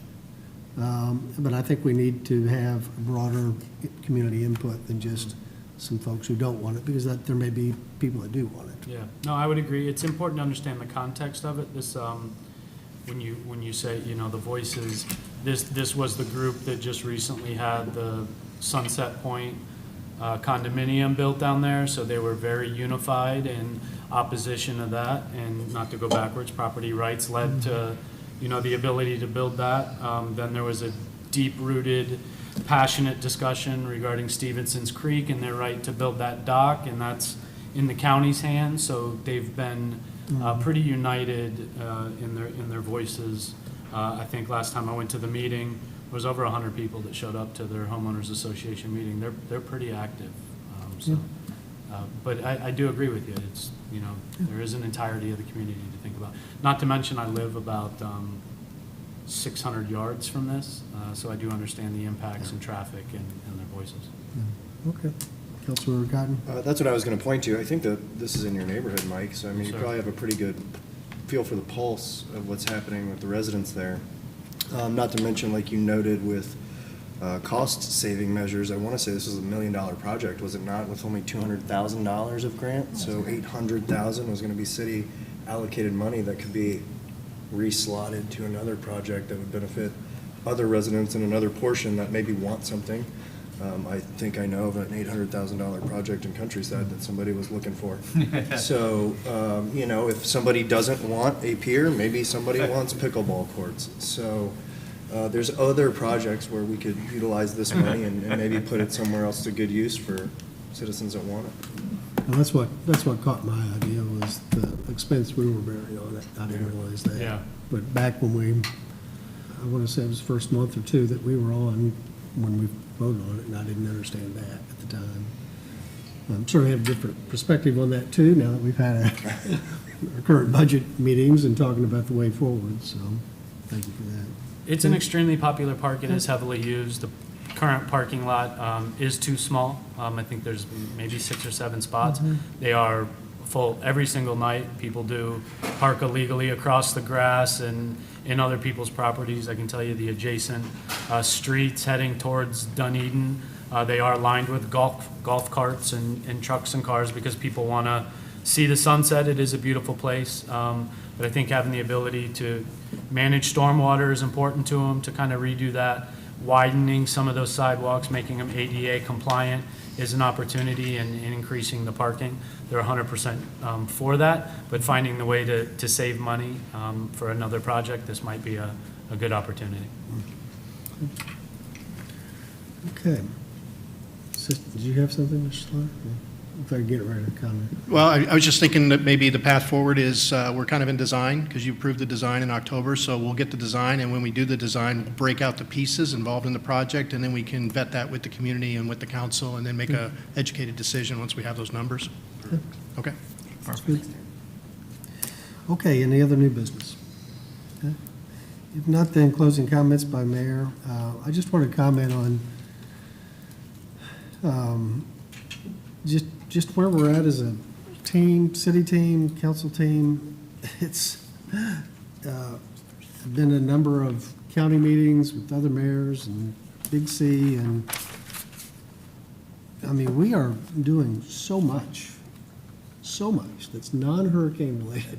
We're back to going full blast in a wide variety of things, and I hope we continue to kind of, look at the big picture and not on one little thing here or there, kind of get us, because we are really moving forward and at a pace and getting things done that is being noticed by other municipalities in our region, how much we're doing, how proactive we're being on a number of things. And so we're going to have hiccups here or there. We're going to have news stories over certain things that come on our agenda, certain projects. But I feel like at this point, any project we do in one off project is just part of a bigger momentum that we're building as a city. So I want to thank you all, for everyone up here on the dais, for all you're doing to help us navigate all these things, because we are doing a lot. And it's being noticed throughout the region. And thank you for helping us do that. And we just keep our eye on the horizon and keep moving forward. And it's impressive all we're doing. And thank the staff for what they've done to get us to the point where we can do that. But also just helping us move it along like we did today on another agenda items. Looking forward to bettering the future of Clearwater for years to come. So with that, if there's no other business to come before the City Council, we will adjourn the work session of March 3, 2025.